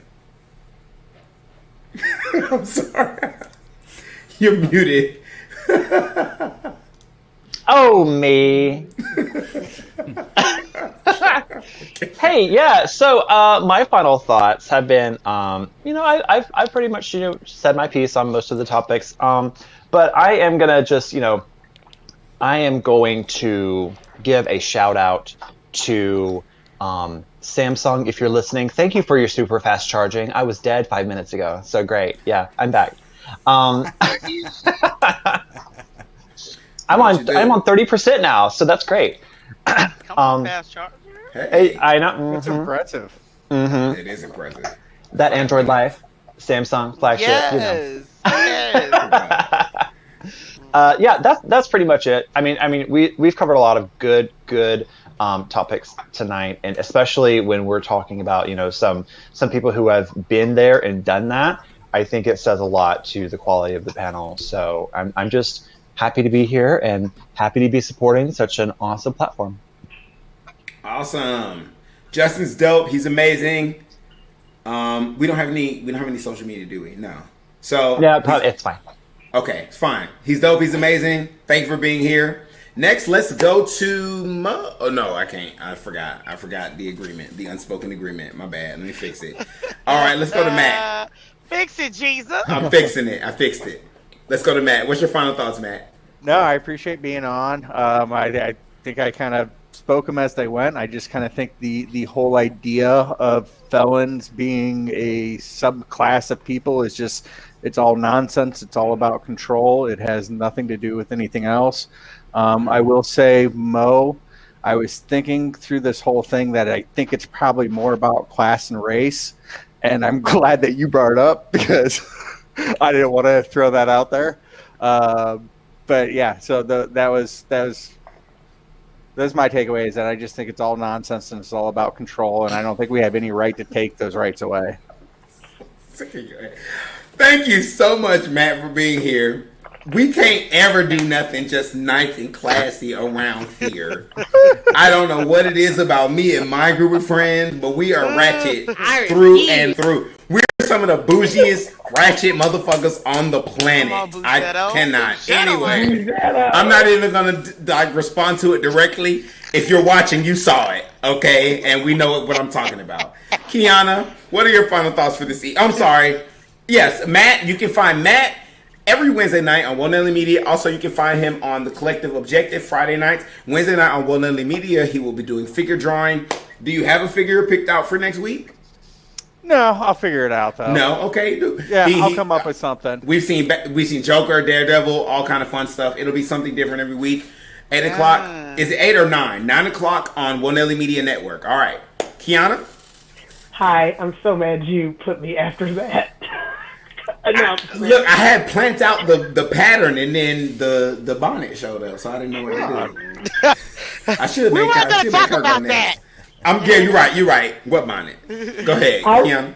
I didn't realize it until you said something, and then I was never the same. Okay. I thought immediately, honey. Turn the camera off. Just rare form. Go ahead, Kiana. Yeah, that shit was hilarious to me. So, okay, I'm done. This was a really great show, and I was really excited to be here.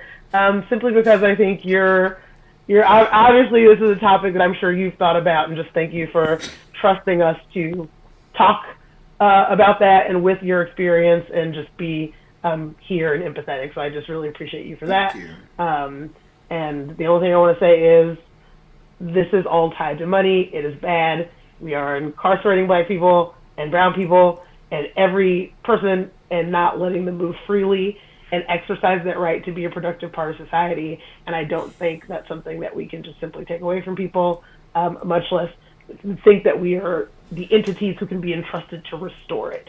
So people are people first, and it doesn't matter what they do in many cases, right? Like, it doesn't matter. And just that we're all like humans. Okay, I'm done, because I'm still laughing at this bonnet. Okay. That was Kiana, a great friend of mine. Thank you so much for sharing your thoughts with us. Next, let's go to Ricky.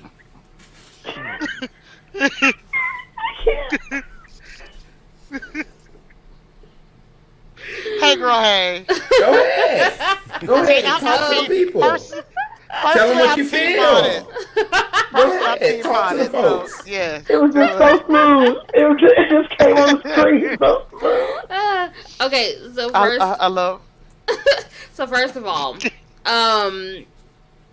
we got to get over this idea that with the problem that we have in America, and probably with most humans normally, but particularly in America, because we have our whole, like, America is the greatest country, and we do all these things right, and we're out to protect the world.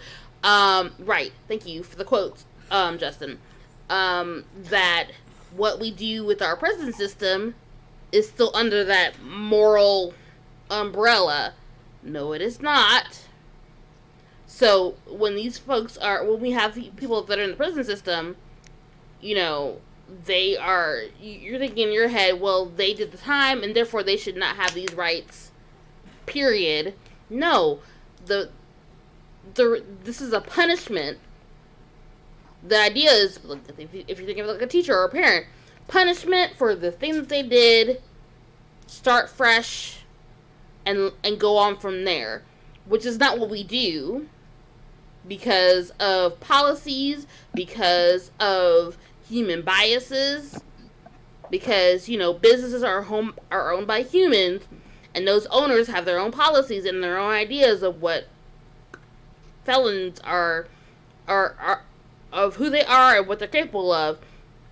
So we have to get over this idea of like this moral like superiority when we deal with anything for us to even like move forward in this world.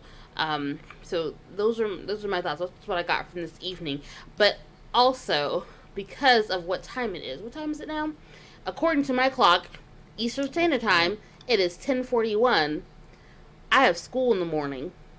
Therefore, usually if you don't know us on Whoa Nelly Media, when this person, Ricky Z, puts on a bonnet, it's time to end the It's time to end the show. And we was already doing final thoughts. I'm just saying. Okay. I'm just saying. That was Ricky Z, who will be hosting Geeking Out on Monday. Yes, please. Talking about teen dramas. Yes. I'll actually be able to be there for that. It'll be fun. It'll be a lot of fun. We'll see y'all there. All right, next, let's go over to Alex. All right. Well, first things first, thank you very much for inviting me to this panel. I had a great time. So one of the reasons why I wouldn't say I stayed quiet, but it's just like, it's because I like to do a lot of listening because, it's like they say, we were given 2 ears and 1 mouth for a reason. Is because I'm a firm believer in listening to everybody else's points of view. Now, even if we don't agree on a certain topic, it's important to listen to other people's points of view because I feel like our society has, really degraded by the fact that we're not willing to listen to one another. Even if we don't agree on a topic, it's important for us to understand why somebody may feel the way they do and why somebody might have a perspective that they might have. It's because of whether it's personal experience or experiences that they've actually had. And I think it's so vital for us to have these conversations because that way we can learn from one another. And even, like I said, at the end of the day, even if we don't agree, this was a very good panel, honestly. And I feel like we've all learned from one another, which is the most important thing we can do at this point. And for that part, I'm really grateful to have been a part of this experience. And at the end of the day, once again, I'm glad that, we can come together and collaborate and to have these conversations right here. Even if it's stuff that we may not, we might go against the grain on, it's still important to have these conversations to talk amongst each other. So, once again, thank you everybody for being a part of the panel tonight, and I'm glad to have this conversation. Dope. That was Alex Kirsch. That's Kirsch. That's me. You can find Alex Kirsch on his podcast, Depth of Perspective. Listen, it's almost 12 o'clock. Yeah. Depth of Perspective podcast. You're the same time as me. It's not 12 o'clock. It is almost 12. Look, when you black and it's after 10:30, it's almost 12 o'clock. I'm sorry. I'm sorry. Spotify and Audible. Period. Okay, so you can find him there on Spotify and Audible. All right. Next, let's go to Kim. Hold on. Kinder Mage, Korean barbecue. Sorry. Yeah. Kim.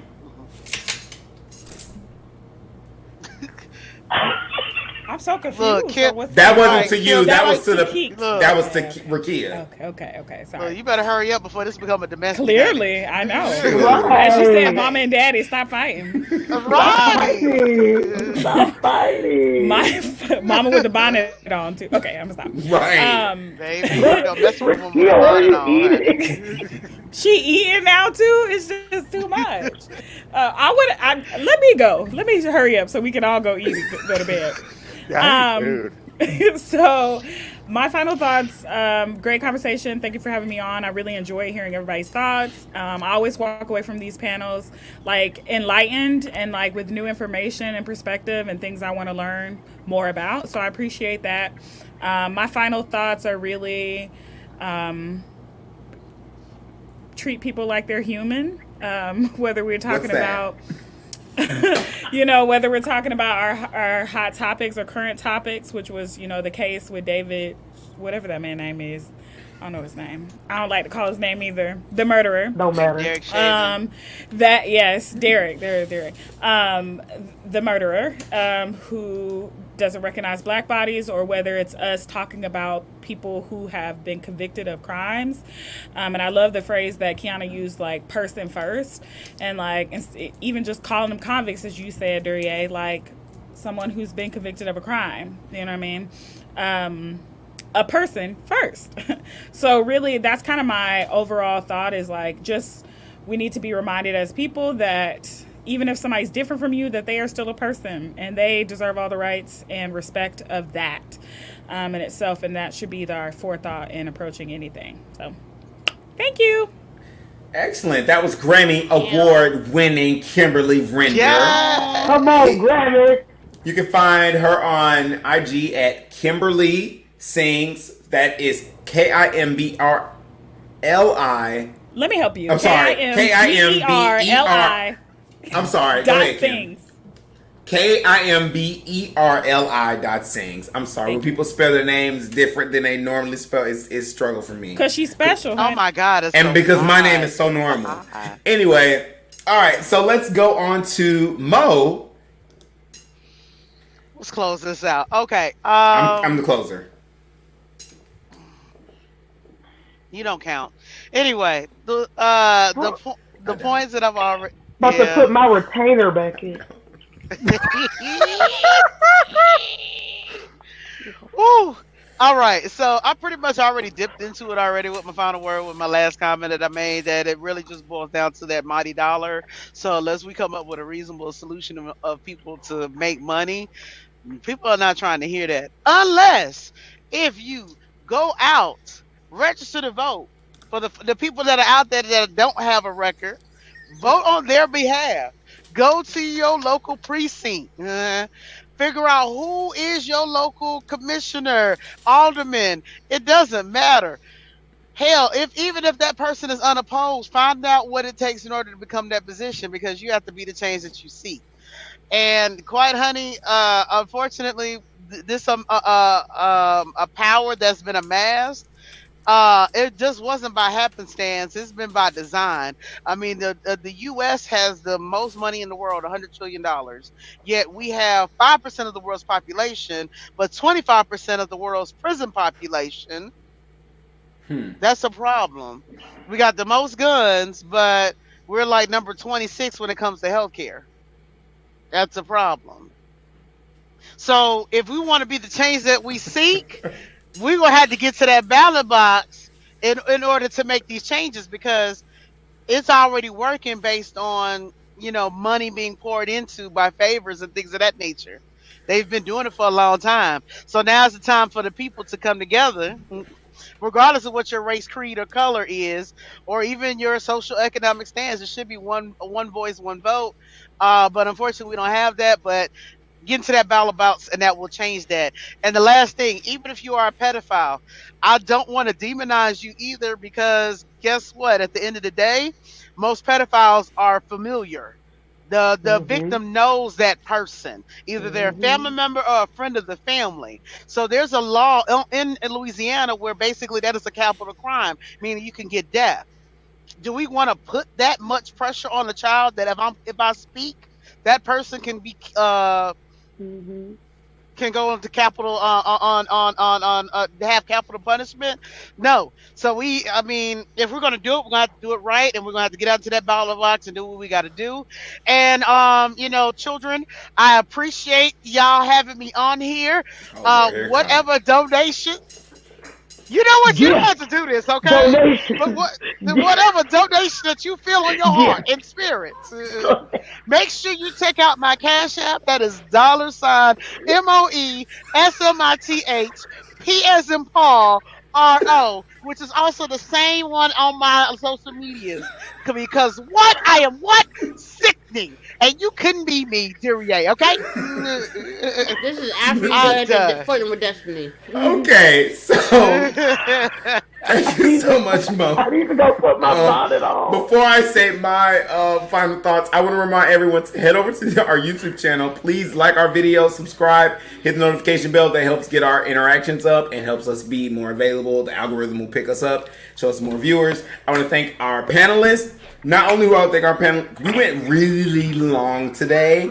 We have bonnets, sleeping pillows, retainers, deliria. So I just want to thank y'all for being here. I also want to thank our viewers.